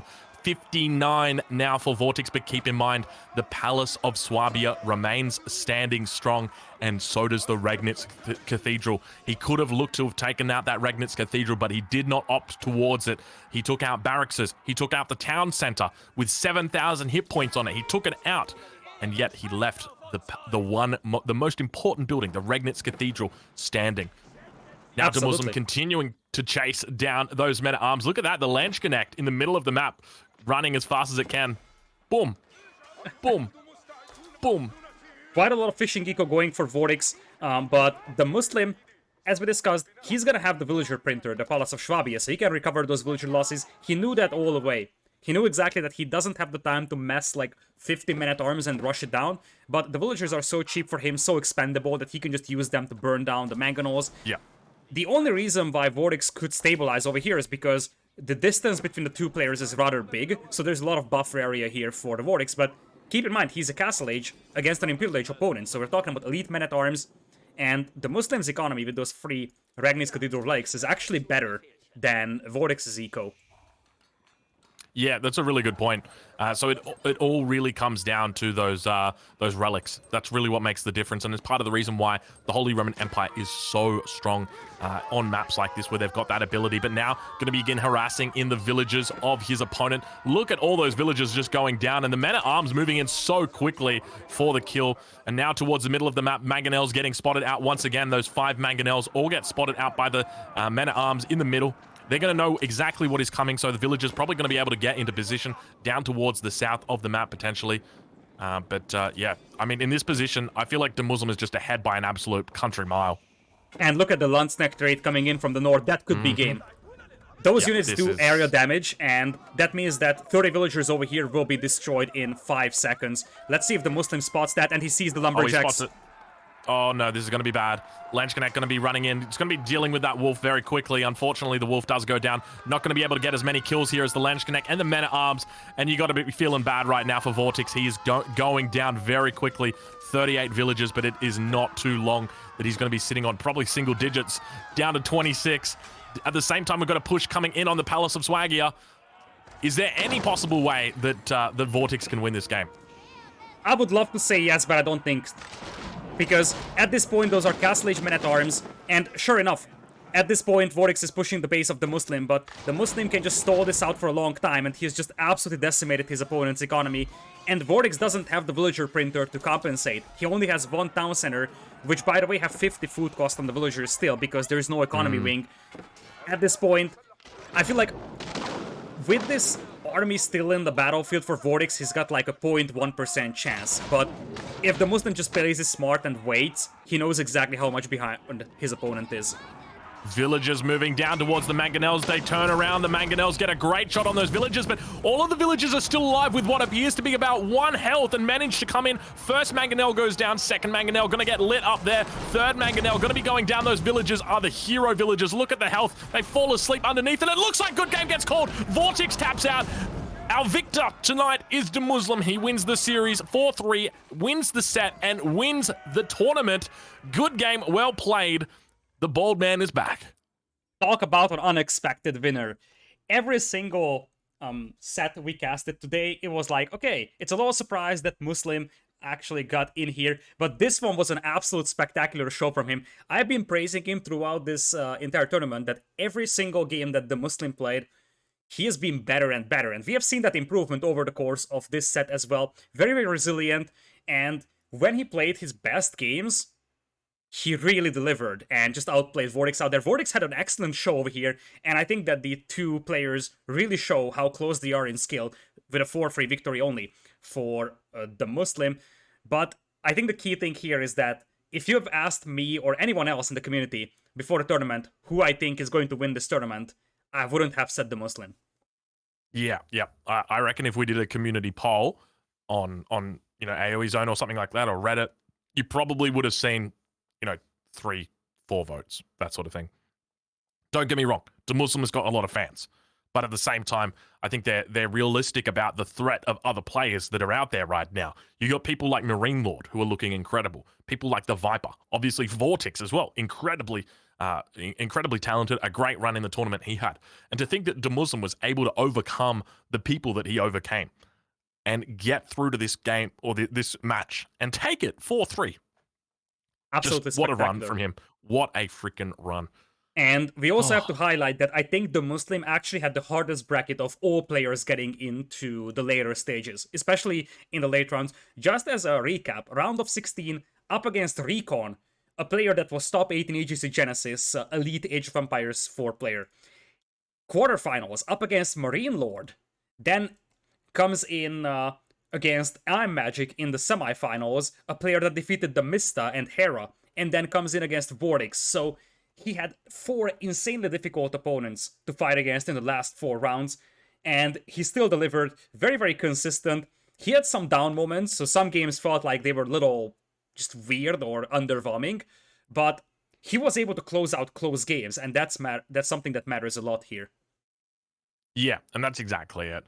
All right, well, if you're watching this one on YouTube, I hope that you guys have enjoyed this series. Make sure you check out Lidicor. I'm going to leave a link in the description. Make sure you check out the Muslim. I'll make sure I leave a link in the description. Lidicor, do you have any closing thoughts? I don't think that we have to go very, very deep into massive closing thoughts here, but I'm just going to say one thing. The Muslim is on the board, and the next time you're looking at the Major Age of Empires 1v1 tournament, you're going to be looking at this guy like, oh shoot, I'm getting him as my next opponent. I'm in trouble, because this guy is here to do business. There are a lot of super talented players in Age of Empires 4, and he has just put himself up on that list. So he's got a very, very bright future in Age of Empires 4, because the level of play he's delivering is exceptional. Yeah, that is a really good point. All right, well, we'll catch you guys in the next one. I hope you guys have enjoyed this series. Thank you so much for watching.